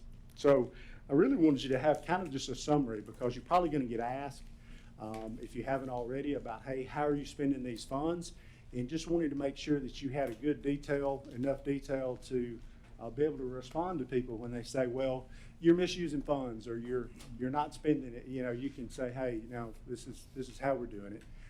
We submit it to the state. The state says yes or no for every item that we submit. So we don't get to just decide what we're going to spend it on. We provide them the information and the need and the application, and then they ask for feedback or clarification and either approve it or don't approve it. So certainly feel good about all these things. The committees that worked on this, it wasn't us, it was we had teachers and principals and a lot of folks involved from the beginning of ESSER 1 to come up with these. So wasn't something that 2 or 3 sat around in a room and decided. We had literally, you know, hundreds of people that met over the course of 6 months or better to plan the best use for this money. And these are the things that they came up with, and certainly I think they're good. Mr. Daniels. Yeah, I've got just a couple quick questions. First, thank you for consolidating all this into one document. I think between board workshops and study sessions, we probably spent 10+ hours talking about the ESSER funds and how we're going to use that money. The first question I got, and you just kind of hinted at it, but how much conversation did you have with school staff, like the principals and assistant principals and school staff, in deciding how to allocate the money, what to request to make sure that we met their needs? So we had, I guess, how many, Scott, do you remember how many committees we had? Like 14 or 15. Yeah. Surveys, possible phone calls, things like that. And then we had a huge group. They were broken down kind of by committee, but I would say, Scott, at least 100 that served on all those different committees, at least. And we gave you a list of those folks back. You remember that list? It was kind of long because it broke it down by committee. But certainly many teachers, principals, staff members that worked on it. The second question, it relates to the last page, foundations, where it talks about equipment to expand high-speed internet. Can you talk a little bit about the plans for expanding high-speed internet access to all areas of our community, especially those rural areas? I know we recently received a grant from Facebook, I believe, for $50,000 to help with that initiative. But can you talk a little bit about what that looks like and what the plan is? So we've got two things going. The Facebook donation is kind of a separate thing from this, but it kind of all goes together at the end of the day. What you're trying to do is you're trying to find a way to provide reliable internet access, especially in the rural parts of the county where they don't have it. And of course, this is bigger than the school district. This involves lots and lots of folks from the federal all the way through the state.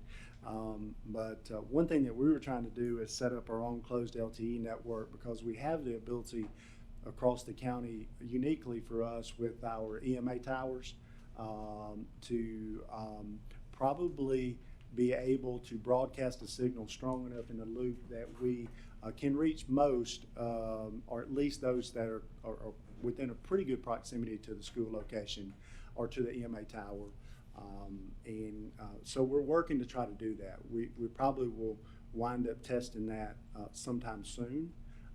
We've gone through about 3 different vendors, I think Chris has, to try to make sure that the design of what they're proposing will work. So we'll test it.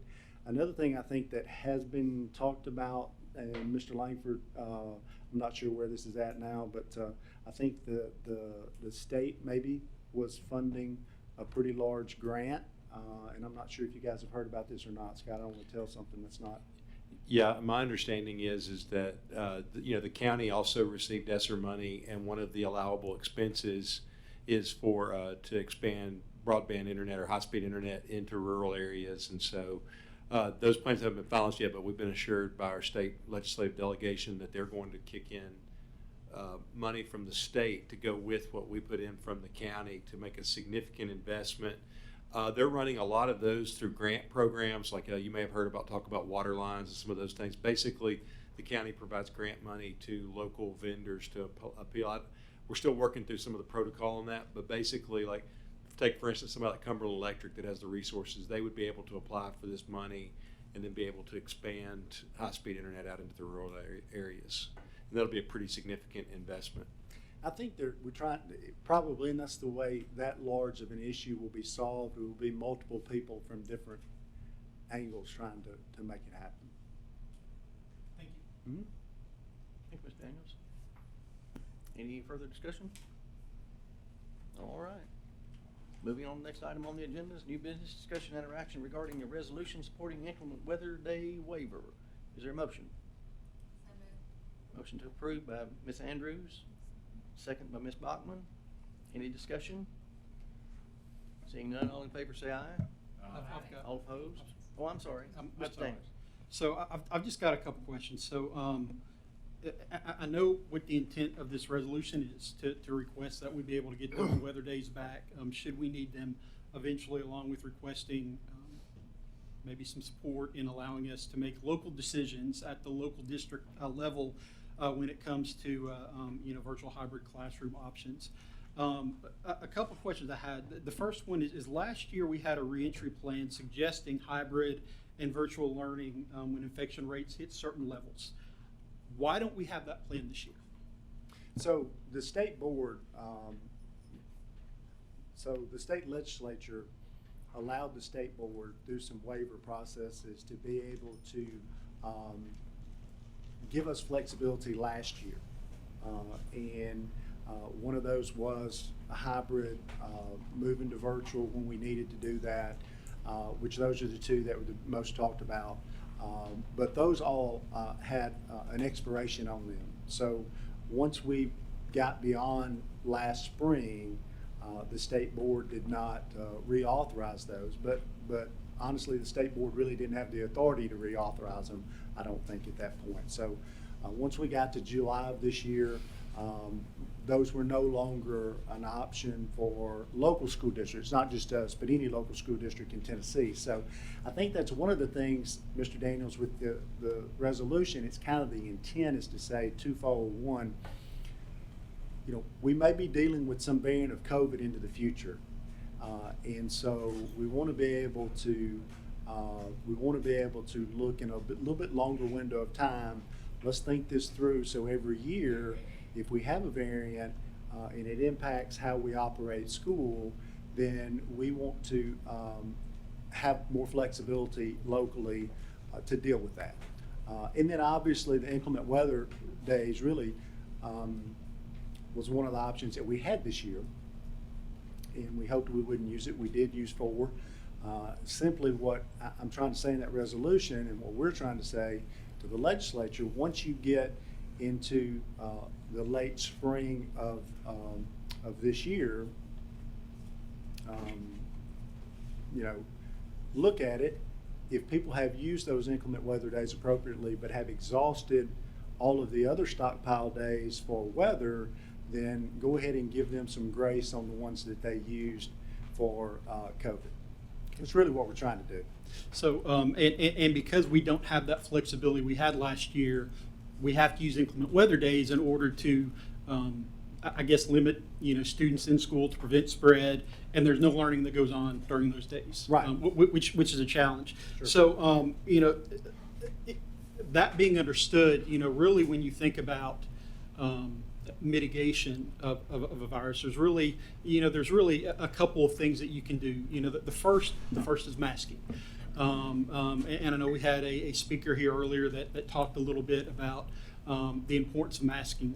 From my background, my wife works at a hospital. She's worked on the COVID floor pretty regularly since this started, and there are days that she's come home just defeated with the number of people that she's seen lose their life to this. So I know how serious it is.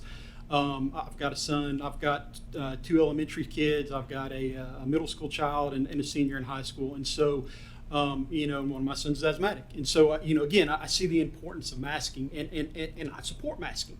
I've also spoken to numerous people in my district and within the community and a number of teachers who don't feel the same way.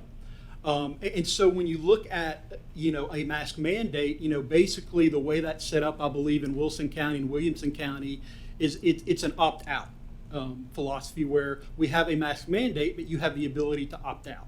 Essentially what we have is an opt-in mandate, where if you choose to wear a mask, and my kids wear masks to school every day, and because that's what we believe they need to do to stay healthy. That's our choice as parents, that's our decision. But outside of masking, the second option is social distancing. Obviously, hybrid virtual opportunities give us the ability to social distance. And I think I asked this study session last week, but how do you social distance in a middle school or high school in particular when you don't have that virtual hybrid option? Because I know my son in middle school goes to Schaefer. He's in 6th grade. He goes to lunch a little after 10 every day. And so I'm trying to think, if you social distance in the cafeteria and you space that out, you're going to have people starting to eat at 8:30, 9 o'clock in the morning to spread that out. So how do you social distance in a middle school or high school when you don't have the virtual or hybrid option? Well, I think I answered this at the study session by saying it's real hard, if not impossible. I mean, if you've been around, obviously younger children, but even teenagers, they are social by nature, and so it's just difficult to make them space out and stay spaced out appropriately enough for it to be effective. Certainly with hybrid, I think it gave us the best opportunity because it reduced the population by half. So certainly that made it a more feasible task to do. Thank you. Thank you, Mr. Daniels. Ms. Hawkins? Yes, thank you. I've heard reference here tonight and prior to tonight that the board doesn't care about COVID remediation, that because we don't talk about it in these meetings that we don't care. I personally don't know who of these other board members have spoken with you and other members of central office about this, but I know personally I have on many occasions. What are we doing? What can we do? What more can we do? Why can't we do mask mandates? I attended a webinar led by the Tennessee School Board Association attorney not too long ago about this issue, about masking. And I actually was able to ask a question: if you mandate masks and parents opt their students out, how do the teachers know who is who? And Mr. Torres told me, and so the other attorneys in this webinar all were emphatic: you cannot identify and segregate and discriminate against any student, whether they're vaccinated or not vaccinated, masked or not masked. And I actually met a teacher this weekend who lives in a county that has a mask mandate, and I asked her, how's that going? And she said, well, we have a table at lunch for the masked students, and we have a table at lunch for the non-masked students. And I knew that's illegal, that's actually in the governor's order, that you cannot discriminate one student or mark or in any way no X or tag or V or M on their hands. You cannot do anything. So essentially a mask mandate would be Teachers don't know who's supposed to have a mask and who doesn't. How do you enforce that? And you will have the same effect. You will have students without masks. So I think as far as that goes, it would make it even more difficult for the teachers, and there would actually be students who would gang up on each other because they're one of the opt-outs or they're one of the masked ones. I have personally asked you and others in central office, we need to send a strong message to our students in the schoolroom, in the hallways. We need masking stations. We need masks available wherever the student turns. They can take a mask, and have signage emphasizing the importance of masks, and so that yes, we are encouraging it, and the fact that we haven't yelled it from the rooftops, and that is interpreted as we don't care. I give parents credit for knowing that masks work. Just they don't have to have us tell them that, but I'm saying it now. And so I will say that I have heard that these masking stations that principals have been asked to put out have actually been vandalized because of this latest TikTok going around of students destroying school property. So we're going against that as well, with soap dispensers being destroyed in the bathrooms. So we are trying, we do care. And just because we don't talk about it incessantly in these meetings doesn't mean we don't talk about it in other times, and that we do want our students to be healthy. Thank you, Ms. I've just got one other question. Vaccination. Back when the vaccines were approved, our school district offered the vaccine to any teacher or staff member that wanted the vaccine. How many, what percentage of our staff would you say is vaccinated at this point? I would say we had roughly about 60%. So I think we were maybe a little bit higher, but you know, we were one of the first, if not the first, to actually have a vaccine clinic that we operated at our school. You guys remember.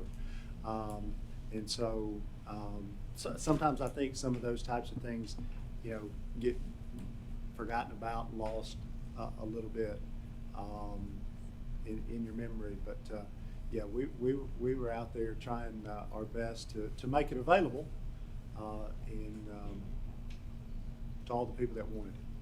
Thank you. And I will say that I, obviously I support the resolution. You know, I heard a number of people make this comment tonight about local control and local decision making. You might not have necessarily been talking about this in particular, but I think having that ability to make local decisions is something that's important for our school district because we have a better idea of what our students need and how we can handle those situations. So thank you. Mr. Daniels, let's go to Mr. Gregory, and let me remind you as the what we're talking about. We're talking about the resolution, so we can discuss the resolution. Mr. Gregory, you're next.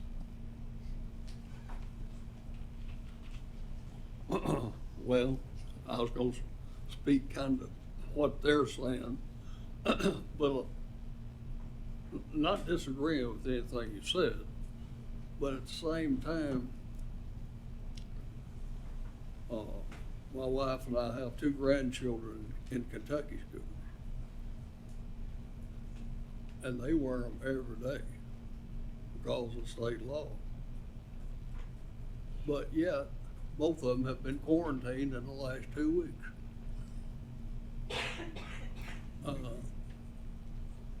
I don't know what the answer is. I'll be honest with you. I do wear a mask in a lot of places. In fact, I've been in 3 or 4 doctors' offices in the last month, and there'll be a sign on the door, mask or no treatment or no service. Excuse me, mask or no service. I don't know. I would imagine all of us up here have had the vaccine, and I will take the booster very soon. And I'm not speaking against what you said, but it's gonna take a lot of other things also. It's going to take, in my opinion, I'm not a doctor, but I do have a medical doctor in our family. And from what I understand, it's here. And we're not going, I don't think one thing is going to get it. And I just asked Mr. Wilkerson a few minutes ago about the hospital that he's connected with, and it's full. But Mr. Wilkerson does not have a mask on.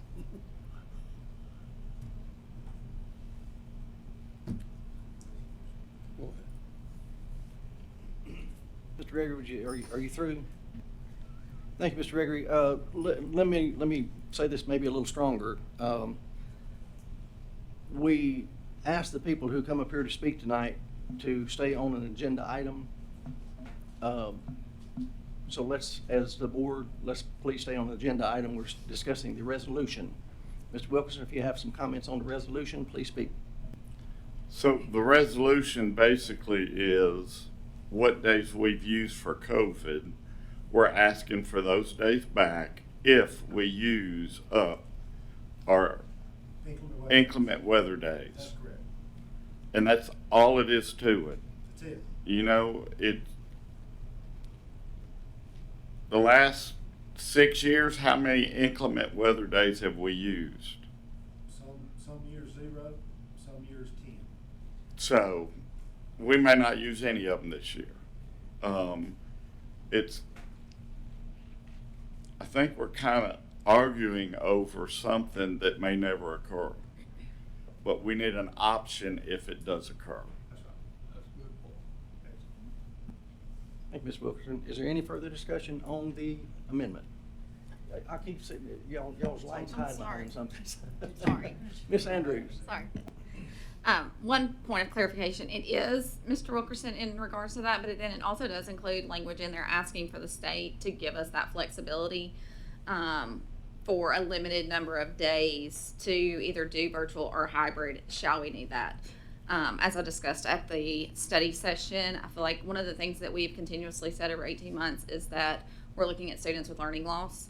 And when the state only allows for us to use inclement weather days, which then includes 0 learning those days, if we have to use those days for any type of COVID, then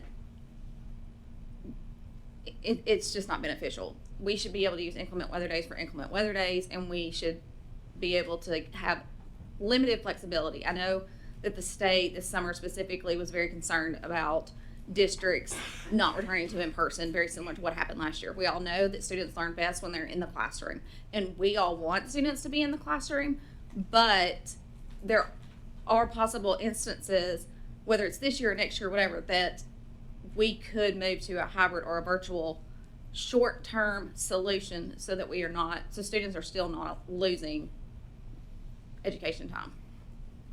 Thank you, Ms. Andrews. Any further discussion on the resolution? Seeing none, we voted once, let's vote again. All in favor say aye. Aye. All opposed? Seeing none, motion carries. Let me get out of here. Next item on the agenda is discussion and interaction regarding the Ag STEM Learning Center. Is there a motion? I would like to make a motion to approve, but if I get a second, I would like to make offer an amendment. Okay, Mr. Daniels, has made a motion. I'll second the motion.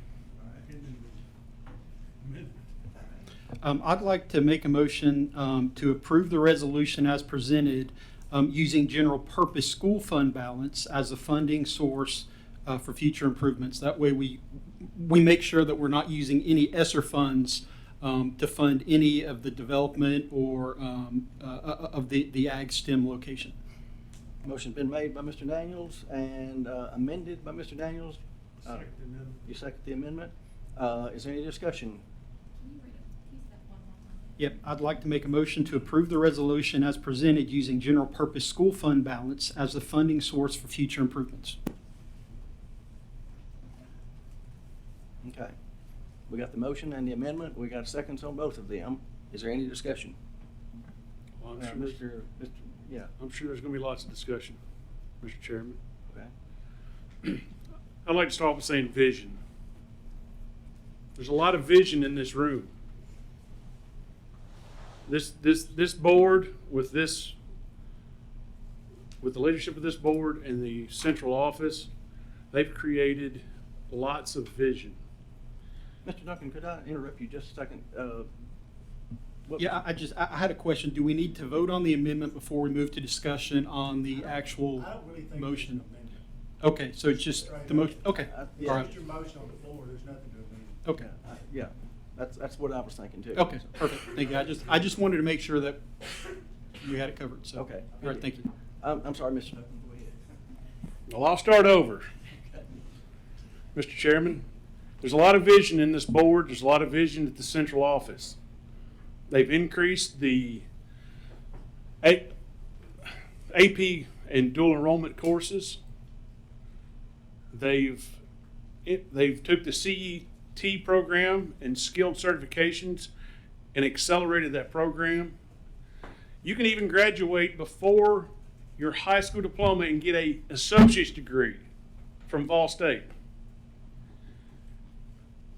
We've got teacher video lessons that were archived because of COVID to assist our teachers. There's a lot of vision that's been used in this school district. And there's one group that I think we've kind of left behind, and this is our opportunity to bring them along with us. And that's the ag section of our county and our education. Farm Bureau says that the Tennessee economic impact for agriculture is $81 billion in this state alone. And our ag programs, yeah, they have a greenhouse at every high school. How old is that greenhouse? We're looking at giving them an opportunity to come forward with the vision and the programs we've already established. Agriculture makes up a lot of things that people don't realize. Yeah, we think about livestock and crops. Do you think about dairy?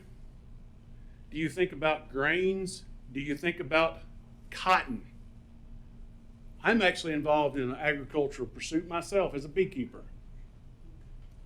There's a huge array of agricultural abilities to teach our children. And I don't want us to miss out on that opportunity that we have here. Everybody's looking at this through the perspective of funding. We've spent a lot of money on all those visionary things that have benefited our students and will continue to benefit our students. We're talking about 42 acres, 42 prime acres in Sumner County. Yeah, it's not just a little bitty patch around that barn. Everybody's worried about the barn. It's 42 acres that we can use to educate our agricultural section in our county. So I think this is a wonderful thing for this county because this school district has vision. There's a little secret to that barn. Part of agriculture is forestry. Do you realize that a lot of the framing members in that barn are made from American chestnut, which is an extinct species in this country? That would be a wonderful thing to show our students. I'm not even going to touch on the STEM program. I've talked way too much about engineering in my life. Mr. Chairman, I'll turn it back to you. Thank you. Thank you, Mr. Duncan. Mr. Daniels? Yeah, I know there's been a lot of talk about funding and wise use of taxpayer dollars and all of that kind of stuff. And I think back to 2012 where we had to shut down programs like adult education and get rid of staff because we didn't have funding to support those programs. So I want to think back, and I've got a couple questions I'd like to ask Dr. Phillips, if that's okay. Thinking back to 2012, the first one is, how much does it cost a day to run the school system? On average, how much do we spend a day for teachers and buses and lights and electricity?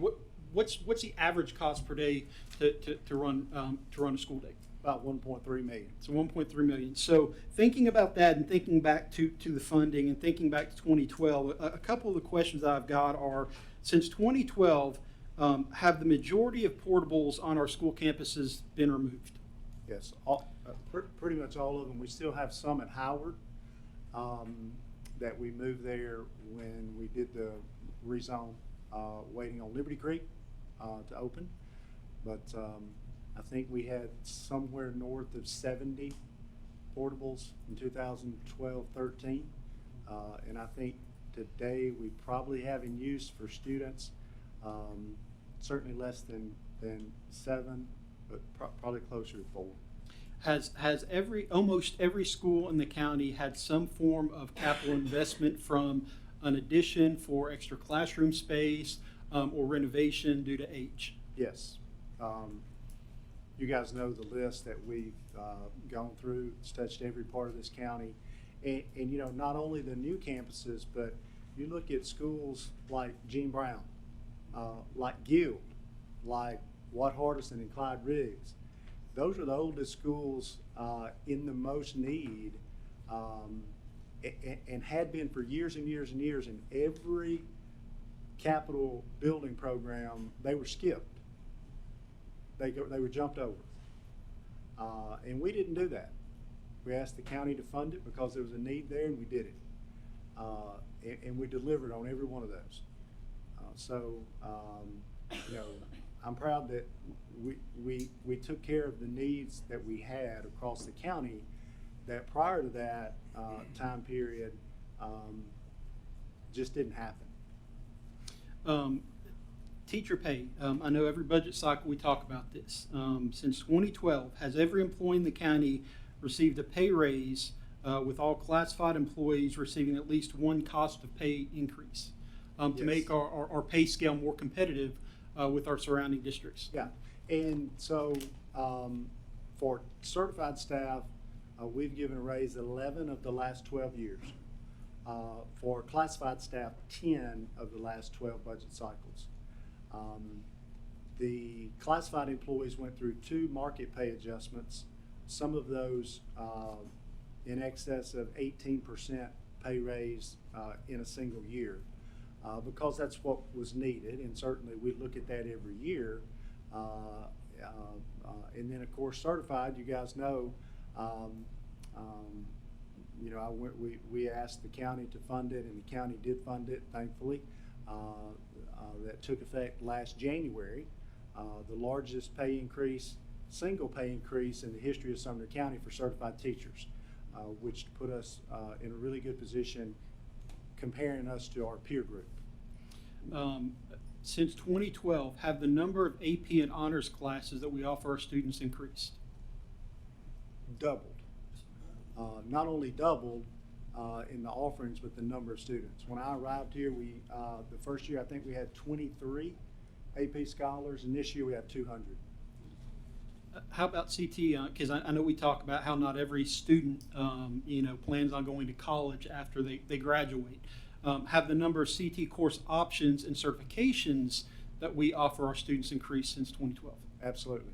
We are number 1 in the state of Tennessee. We have more certified pathways by the Tennessee Department of Education than any school system in the state of Tennessee. Since 2012, how many middle college campuses have we opened? 1. 2. We have 2. We have one technical, which is kind of one of a kind in Portland, where we renovated the Portland campus. And then, of course, the one that's at Vol State, that we partnered with Vol State. So since 2012, how many schools are now STEM or STEAM certified? Gosh, Scott, how many we have now? 8, 9? with Indian Just Lake, added just Indian Lake, just added Indian Lake, Wayne, Portland West, yeah. Peter So Nine. We've got about Portland East, I mean. 3 or 4 more that should get it this year or be close. Yeah, we had a couple that were just a couple of points away, but they'll get another visit. So, you know, one of the things you talk about STEM, you know, we had 6 of the first, there were, at the first run, when you could actually get certified, there were 24 in the first 2-year cycle in the state of Tennessee, and we had 6 of them here in Sumner County. So 25% of all the STEM certified schools a couple of years ago were housed here in Sumner County. And another thing too, you guys know this, and kind of reference back to folks that are really connected to our school system. You know, our FFA ag programs in the high schools are some of the strongest in the state of Tennessee. I think HHS probably has the largest. I know a couple of years ago they had the largest by number of population, largest FFA chapter in the state of Tennessee. I think one of our speakers mentioned earlier tonight that didn't know why that was, you know, how that was really relevant, but just a few miles down the road, we have the largest FFA chapter in the state of Tennessee. So I'm going back 2012, where financially we were in a dire spot, and we again had to let staff go in programs like adult education. Since then, we have invested in our schools, our staff, and course offerings over the last 10 years. So don't forget technology. And technology. Yeah. And technology. When I as well. arrived, we allocated $20,000 a year for the entire district.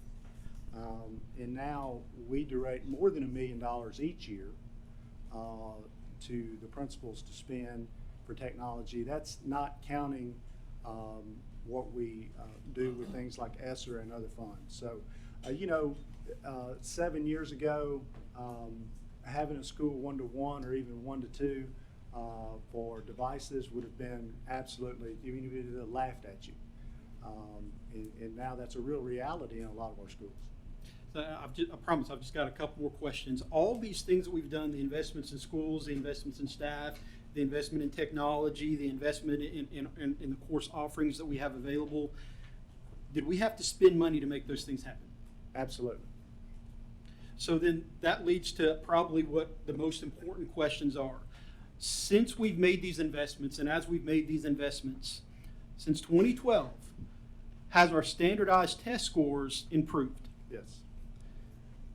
Have our ACT test scores improved? Yes. And has our graduation rate improved? Yes.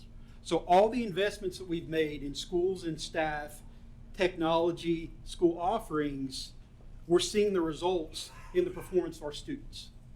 I would say that's 100% correct. And the reason I ask those questions is because, you know, I look at this as an opportunity to continue to offer options and course offerings to the students in our county. And I think from a track record of success, we've shown, whether it's starting a middle college program, whether it's offering additional AP courses, whether it's putting a building plan together and seeing that happen. Now we're building a new campus at Liberty Creek. I think we've shown that as a board that we've been able to take a vision and implement it and make it something that pays benefits for our students down the road. Absolutely. So thank you. Yep. Thank you, Mr. Daniels. Ms. Hawkins? Yes, thank you. Around 1990, Mr. Daniels, would you turn your light on? Thank you. the city of Chattanooga downtown was failing. They lost their steel mills, the U.S. Pipe, they lost Siskin Steel, they lost Mueller, and the downtown was failing. And so the leaders of the city came together in a collaboration called Vision 2000. What are we going to do to revive Chattanooga? And they came up with the idea of an aquarium. And many people said, that is the most foolish thing to spend all this money on a fish tank. That is not going to help Chattanooga. Well, Tennessee Aquarium, you can see today that vision has led to so much renovation and revitalization of Chattanooga. we they did not look at a fish tank. They looked beyond that to the vision of what it could be. I don't see an old barn. I see what it can be. I have a vision of what this can be. For our students now and for the students who aren't even born yet. That's right. I think it could be something that could benefit all students. And I think we just need to look over the horizon. We need to look beyond COVID. We can't let COVID drag us down and put an anchor on our progress. We need to have that vision to see what this could be. Thank you, Ms. Hawkins. Mr. Wilkerson? Am I correct in saying that every one of our high schools have an FFA program? And every one of our high schools have a 4-H program, and our middle schools have a 4-H program. We've had students that have competed and won at the state level in their competitions through FFA or 4-H. We've had students that have went to the nationals. We cannot afford to not invest in those students who are driven through FFA and 4-H and agriculture and all of those things that support our county. We have to invest in it. I know it's not a popular subject right now, but I can envision what our schools can do out there through our FFA and our 4-H programs. Thank you, Mr. Wilkerson. Ms. Andrews? Yes, thank you. So what some people may not know about me is that while I was in high school, I actually was in the FFA. I was in the FFA all 4 years. I served as an officer in our local chapter for all 4 years. So when we start talking about the FFA and agriculture education, it does hold a special place in my heart. I've seen the benefits of the FFA. I hold my state degree for the FFA.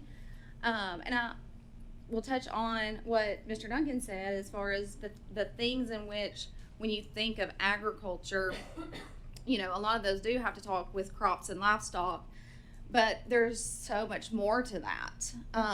You know, you have agribusiness. I actually at one point considered doing agribusiness. That was something I had considered doing out of high school.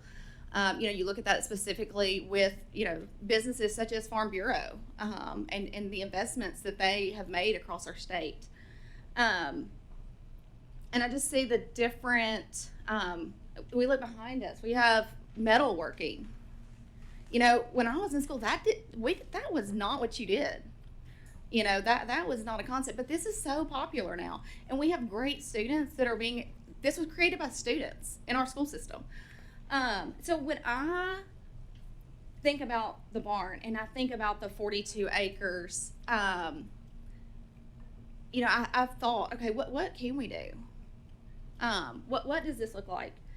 Some things that I've written down that I'm like, you know, this are some interesting opportunities for us. I believe that it gives our special needs population in our county an opportunity that they don't currently have. Something that's local. I believe that we can find programming that allows them to be part of things that they would not necessarily be part of.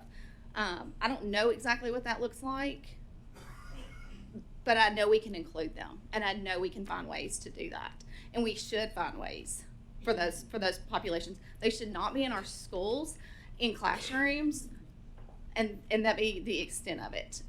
We are seeing some great programs in our high schools. I will touch on the Bison Cafe. You know, that's a fabulous program. So that's one thing. Okay, how do we expand on that? What else? What other opportunities do we allow those students who are also contributing members of our society? Archery.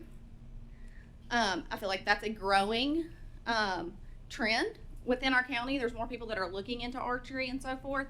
You know, is there a place there that we can hold archery competitions for the 4-H or through Ag Extension, giving kids the opportunity to, you know, you see fishing rodeos and so forth, giving kids opportunity to fish, which there's a pond on there. That may also be an opportunity. But to give them, put devices in their hands that aren't electronic. Okay? Hydroponics, that is a division of agriculture that most don't necessarily know about. Land surveying, metalworking, floral design, soil conservation. I look at community partners, Farm Bureau, Dollar General, Facebook, Oracle's coming. Gaylord, can we talk about the agriculture aspect that they use at Gaylord? I feel like if we were to do this project and open it up and say, hey, come and see what we're doing. Hey, partner with us with this. Craft fairs with our CTE students. You know, one of the things that I loved prior to COVID and it's been the most disappointing is that once a month we would go to our schools and we would get to see what they're doing. But not everybody has the time to take off once a month to go or travel across the county. We could easily have where we brought students to one location and invited our business is in and to say, hey, look, this is what we're doing. It seems like no matter whenever we do something, I will always see people say, well, you know what, they need to bring back vocational ed. You know what, we need to have more vocational ed because not every kid goes to college. That's true. Can we do a trade school fair? Let's bring them in. Let's let them see what they're already doing and put those students in front of the eyes of the people in those trade schools. Farm to table. We have culinary students. Let's bring in farm to table. Let's see what they can do with that. Team building. You know, we have lots of leadership teams and organizations, you know, student councils and so forth. Let them come and use the property for team building exercises. School level, teachers, administrators within, you know, the county itself, using that for team building. Drone competitions. If I'm not mistaken, there's not power lines out there. So, you know, that's something that's huge. You know, we're doing lots with robotics. Can we do something with drones? And then one of the other things that I thought of today that we're already doing as a collaboration within our schools, and it's super cool. It's one of my absolute favorite events to talk about and to brag on our schools about is our annual pig dig with our criminal justice students and how literally I think 3 or 4 of our high schools go together in that. Well, can we bring more? You know, it'll be easier to transport them to that type of location even than it is to our local high schools. I've heard people talk about our bus drivers. I know one of the challenges that we have with getting bus drivers are the hours that they work. Will this allow more opportunities for our bus drivers to have during the day that then they would make more money? Will that help us retain our bus drivers? That's a possibility. I do have a couple of questions for Ms. DeWitt, if that's okay. Without objection, do you mind?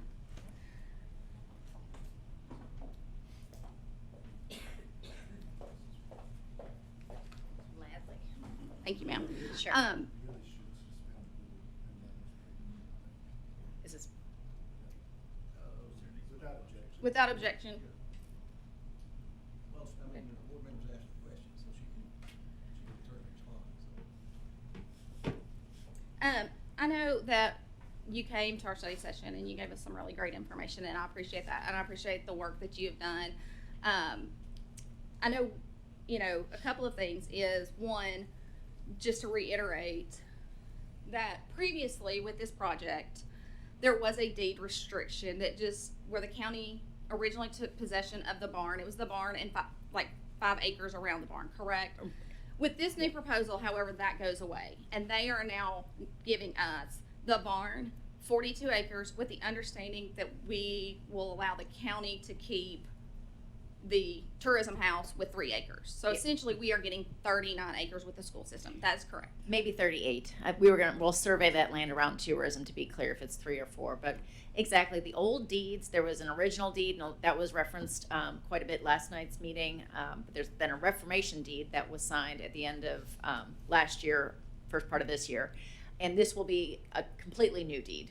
There is similar, there's similar interest from Rogers Group in terms of protecting their business, in terms of their mineral rights, and that's part of having access to this property. There will be any buildings that are on that 42 acres are part of what would be this new deed. So, yes, the easements and the limitations that were in the previous deed all go away. Right. And so, like, while we are still using the property and we put the money into, into using it and so forth, there's not a way, there's not a, No option for them to take it back. To There's kind no of just take it reverter. back and- There's- yes. Right. This Okay. is, right, an outright gift for this purpose. You also mentioned that what we see currently, the berm, that is the extent of where that is going to move, because that they are quickly reaching their capacity of where they can mine above ground. Correct. Right. They have an open pit, and so I've heard it quite often mentioned that it appears like the quarry is encroaching on that property, and so therefore it's not picturesque. But to realize, it's important to clarify that that's an intentional permitted from the city of Hendersonville berm that the Rogers Group is building to restore that backdrop.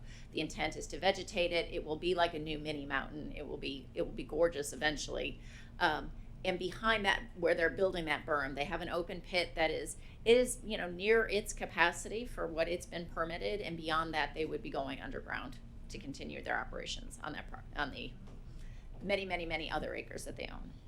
And just to reiterate as well, a question that I asked at our study session, that once they do move underground for those mining, then the reverberations and so forth are not going to be to the extent of what they are now, and there's not concern for building structure. Is that correct? That's correct. That's absolutely correct. And, it will be a monumental difference. I think everybody probably in this room and those that have, been near or maybe even been on the property when they blast, it's disturbing, and they recognize that, and I know they're anxious to get underground as well.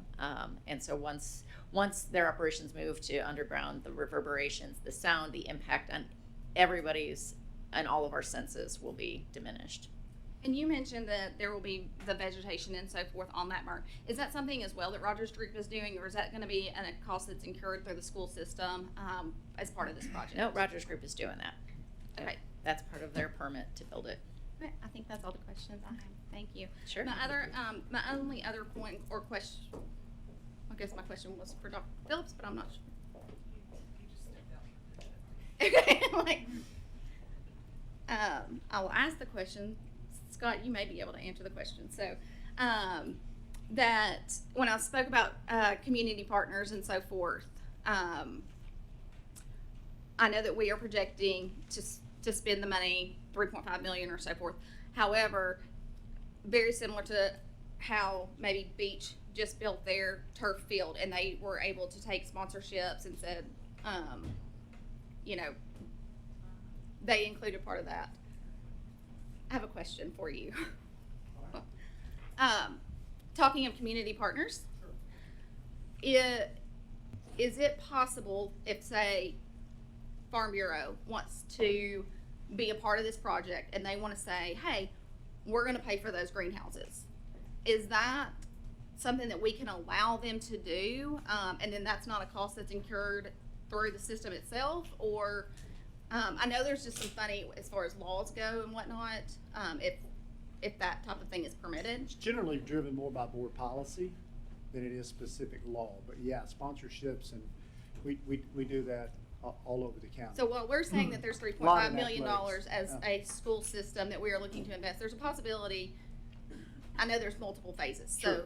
but there's a possibility that money could actually be less or not as much incurred through the school system if we were to have Sure. those. Yeah, and you may find too that kind of like Commissioner DeWitt was mentioning, once this kind of moves forward and people can kind of see that it's a reality and that it may happen, I think you'll even get more people that reach out and say, hey, you know, we want to be a part of that.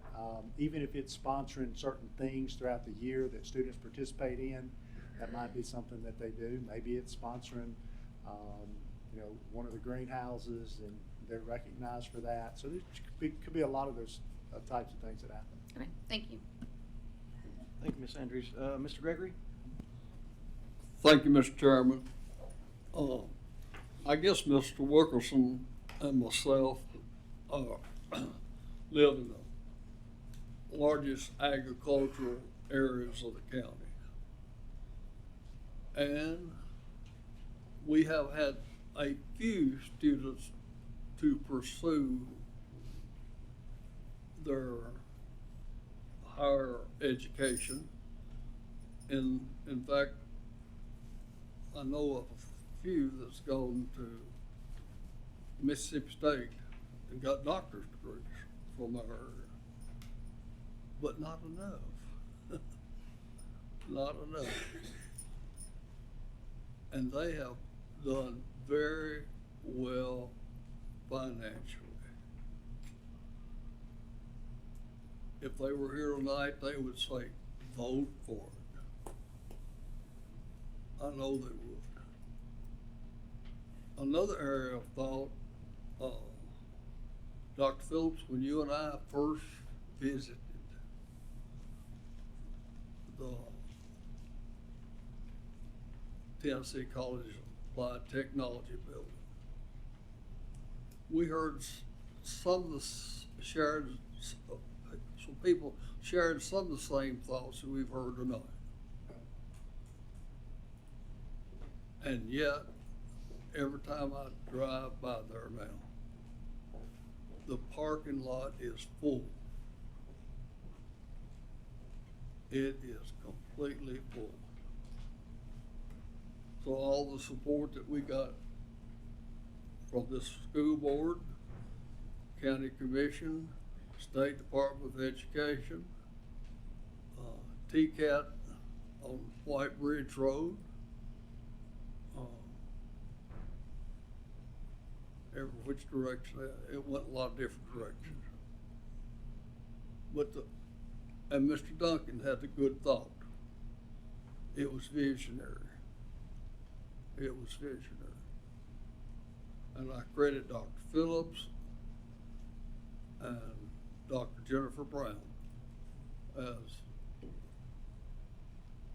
the two leaders probably in that. And we had some people on the county commission who were also big followers. So I can envision this being a similar situation to what Tennessee College of Applied Technology has been. I really can. Thank you, Mr. Gregory. Any further discussion? Seeing none, all in favor say aye. Aye. All opposed? Seeing none, motion carries. Next item on the agenda is items 3, 4, 5, and 6. If someone would like to make a motion to put those together, I would probably entertain that. I move Combining 3, 4, 5, and 6. Motion by Mr. Duncan, second by Ms. Hayes. Any discussion on these items? Mr. Daniels. Yeah, just a quick question. The policies that we're looking at, I know we had a speaker earlier tonight that made some comments about some suggestions on verbiage and things like that. Is there a reason that these policies are written the way that they are?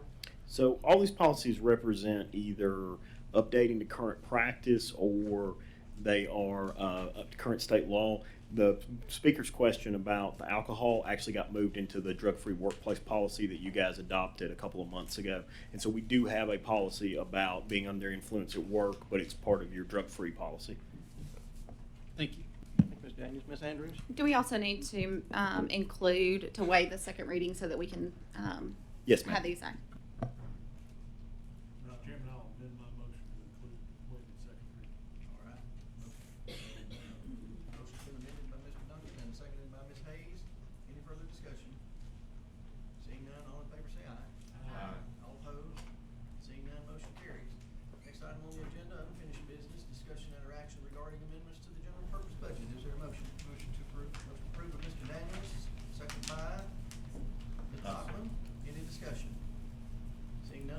favor say aye. Aye. All opposed? Seeing none, motion carries. Next item on the agenda, discussion and interaction regarding amendments to the federal budget. Is there a motion? Motion to approve. Motion by Second. Mr. Daniels, second by Mr. Wilkerson. Any discussion? Seeing none, all in favor say aye. Aye. All opposed? Seeing none, motion carries. Next item on the agenda is communication from board members. Ms. Hayes, would you like to start tonight? Study session. Oh, study session item, I'm sorry. I've said before, I've got $700 worth of glasses, I can't see out of them, so. The discussion of study session item, Mr. Johnson, what do you got? We will have some wonderful instruction-based study session items that escape me at the moment, but I just want to make clear to everybody that we are done with our magical journey through the policy manual, so kudos to everyone. All right, now communication from the board. Ms. Hayes. Thank you, Chairman Brewer. And I want to thank my fellow board members for allowing me the privilege, this opportunity to be vice chair of this wonderful school board. So thank you. I want to give a shout out to the Tennessee School Board Association. The Untold Tennessee Early Years of Education, they published this, and all of us received one of these. I'm school board members across the state. It's a historical, it's great, I love history.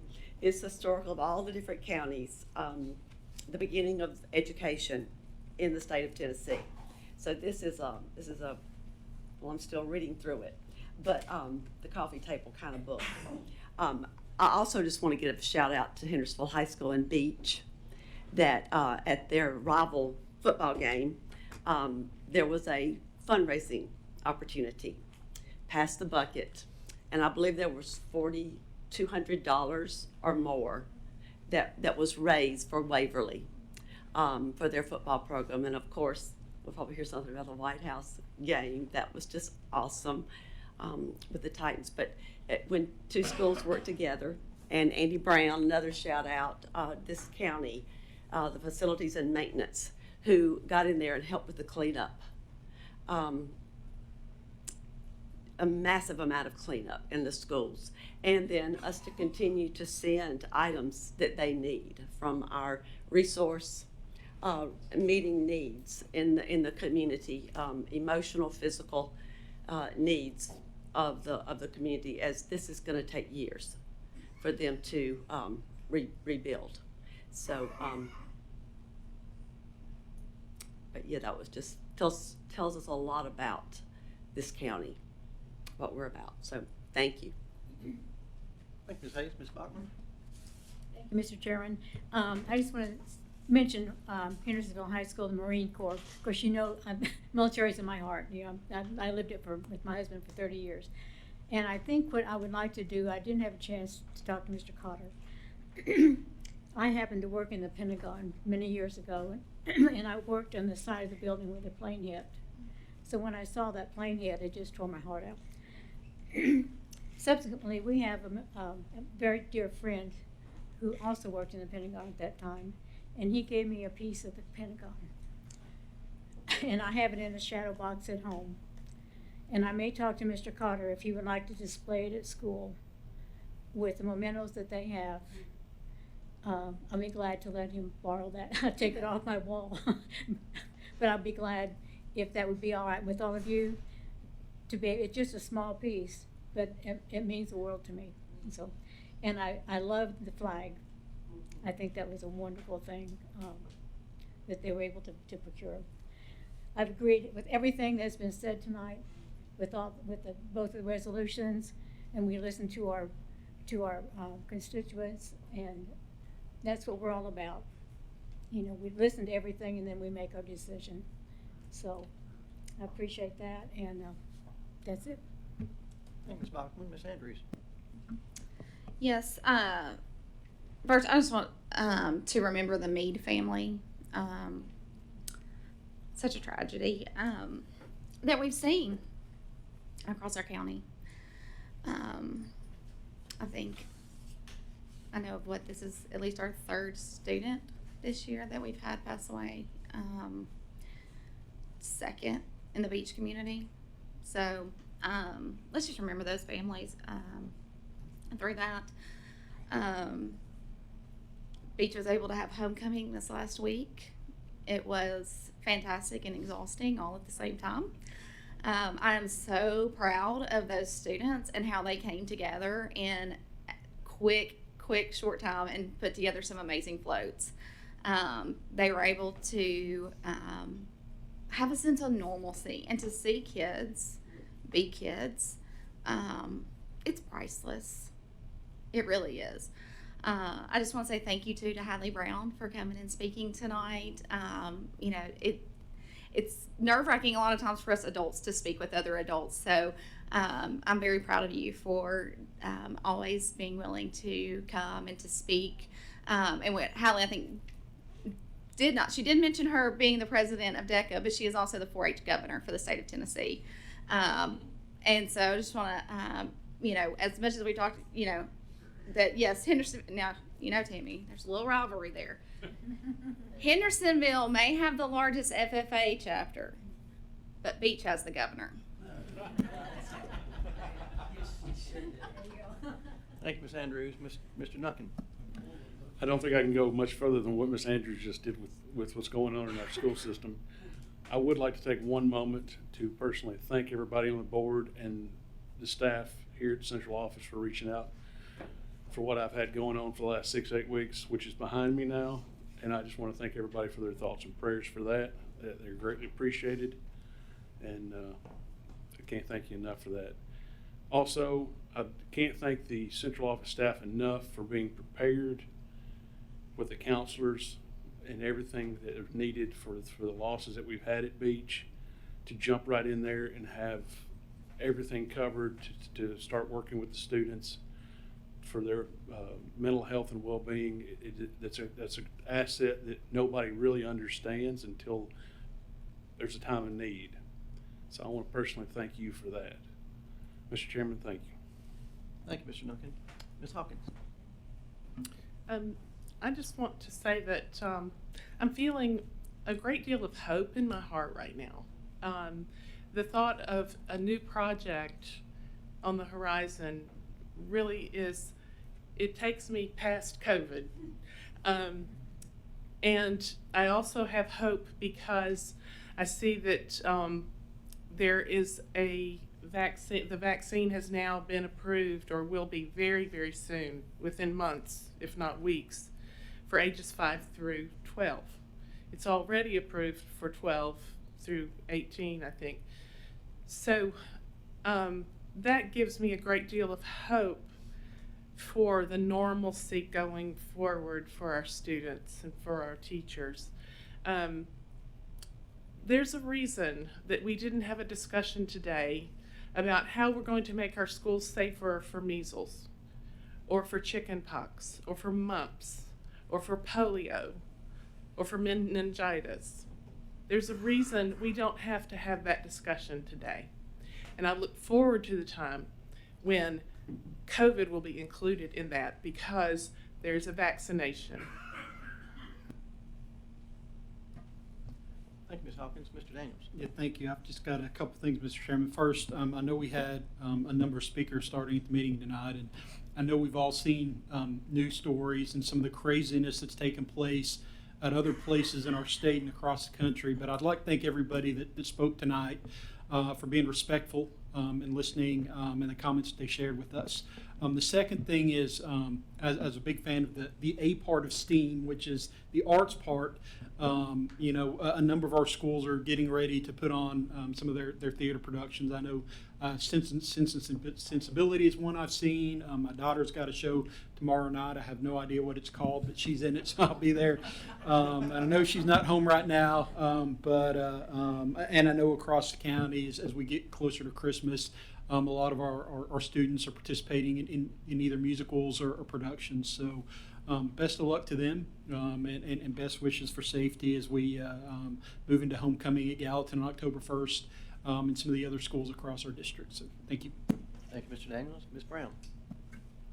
I also want to thank the people that cared enough about the students and their beliefs and things that matter to them to come and speak to us. That's what we're here for, is to listen. And I know I must have 1,000 emails still not answered because it was just redundancy going on, and I eventually will get to all of them. I did lose my internet connection is what threw me off. But also I want to thank the students like Haley that appeared tonight with her strong beliefs, and also the ROTC guys, I thought, and girl. I thought that was wonderful to see what's going on there. And I too feel like that our ag part, I know I've gone to the Future Farmers Dinner when they've invited me, and that was very enjoyable and always learned something. And I think that our students in those areas are not well represented by us, and I think we owe something to them to bring them more to the forefront, because we're trying to make it where all students can succeed, not just the ones that we have special programs for. And last but not least, it was so nice to park tonight and not have to walk in muck. Thank you, Andy. And I also still am enjoying the light. Thanks. Thank you, Ms. Brown. Mr. Gregory. Parent-teacher conferences must have gone well, because I didn't get a telephone call. I'll call you. That's a good indication.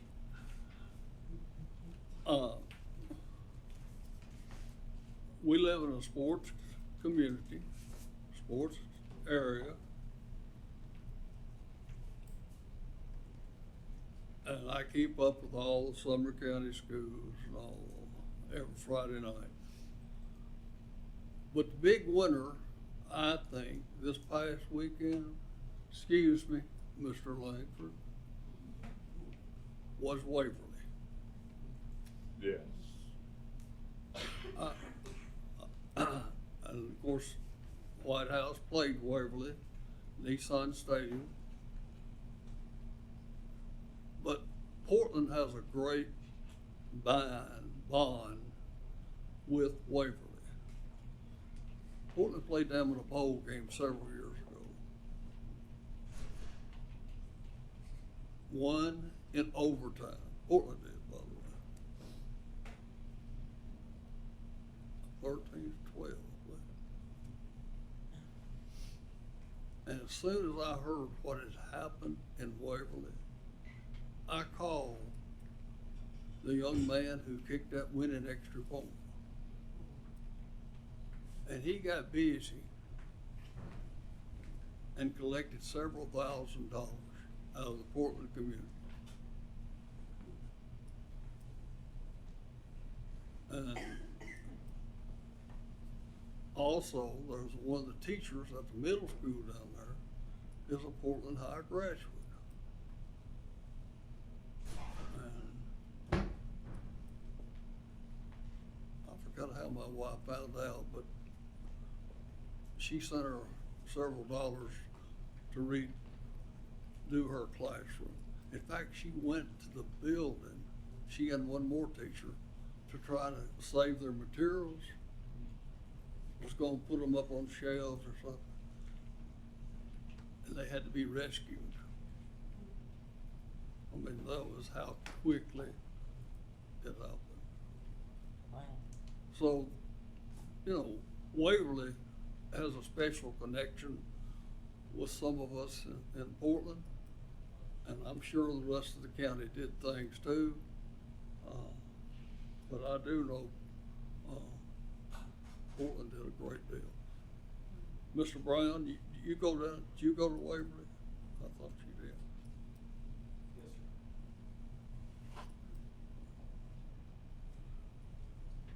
Yes, sir. That's enough for me, I guess. All right, turn your light off. Time to go home. There you go. Thank you, Mr. Gregory. Mr. Wilkerson. Hadley, you got a strong, bright future ahead of you, girl. Oh, man. Thank you for coming out tonight. You are. I also want to give condolences to the Meade family. If no one's ever had a family member to end life suddenly, you just don't know how it affects everyone in the family and everyone associated with that person. So my heart breaks for them and the students at Beach High School.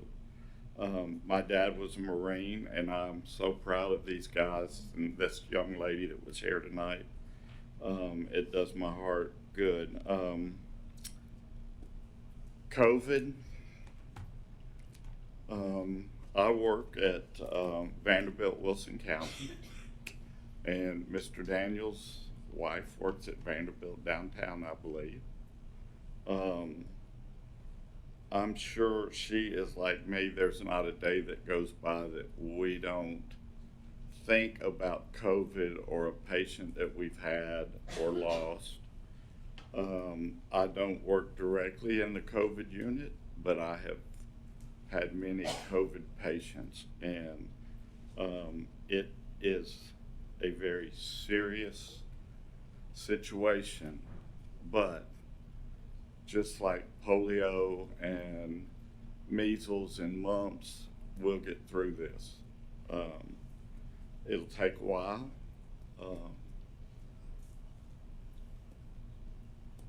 But we will get through it. Thank you, Mr. Chairman. Thank you, Ms. Wilkerson. I've got several things that I probably not gonna say, but I am gonna say this. I am absolutely honored that y'all have chose me to be your chairman once again. I don't run for the position. If somebody else wants to do it, I'll support you, but you voted for me for several years now, and I will continue to do the job that I know how to do, and I'll do the best that I can possibly do. And one of the reasons that I'm glad to be your chairman is because I am honored to work with you. I am honored to work with people that do not have a political agenda. I'm honored to work with people who don't disguise things. And my favorite is I'm honored to work with people that ain't up here padding their pockets. I'm working on a board with good people. And I'm working with a board that's got vision. And Mr. Duncan alluded to that a good bit ago. But we've got vision, and that vision don't just come from this board, it comes from this administration, the people that are up here every day. And then let me just give you a couple of things that where vision came in. We bought 250 acres several years ago for $13,500 an acre. We were told we were padding our pockets. We were told we had a political agenda. It's a really nice 300 and something thousand square foot school sitting over there on that property. Now, you know what that property cost you if you waited till you needed it? It's about $30,000 an acre now. This school board and this administration had vision that said we're going to need that at some point in time. And the need was there. And they had the vision to look out before we needed it and purchase the property. I remember the vision that this board had when we lost our lease where the buses were all parked, the bus thing, in the maintenance department. You had the buses over here, the maintenance department was over there. There was about 6 different places where all the county was. Our county commission looked at it and they said, you know, it's gonna probably take about $10 million to replace that. This board and this administration found a place for $800,000. And we were told that we were padding our pockets. We were told that we had a political agenda. Not only did we buy that property for $800,000, but we negotiated the deal to get $400,000 back to rehab it. So the people that we bought it from actually rehabbed it for us. Now everything is in one place. We're not out spending, and we didn't spend $10 million. We spent $800,000. I'm proud to work on a board that rehabbed an old dilapidated building up in Portland and put a CTE program there that we didn't have. We didn't have one. And the reason we didn't have one is because everybody was looking at that time that everybody's going to college. Everybody's going to go to college. Well, the board, the administration here brings us information that says, you know, about 2/3 of them never finished college at that time. We got to do something about that. Mr. Gregory was sold in that, bring that idea. We've got a waiting list now for welders that's coming out of that CTE school that can come out of there making $25, $30 an hour. And they're needing, I think the last time you told me it was about 250 welders that's waiting for that to come out of there. I'm proud to work on a board that has that vision. I'm proud to work on a board that looks out there and says, you know, these kids need something, and we've got the ability to give it to them if we just work together. And so with that, I usually end with a kind of a joke, but I'm not in a joking mood tonight. I'm in a proud mood tonight. And thank you for doing what you do. And I want everybody to know, I wish we could broadcast it from the rooftops. I don't know a person on this board or in this administration that don't have a good heart and good heart for the kids of Sumner County. And with that, I thank you for listening to me, and we're adjourned.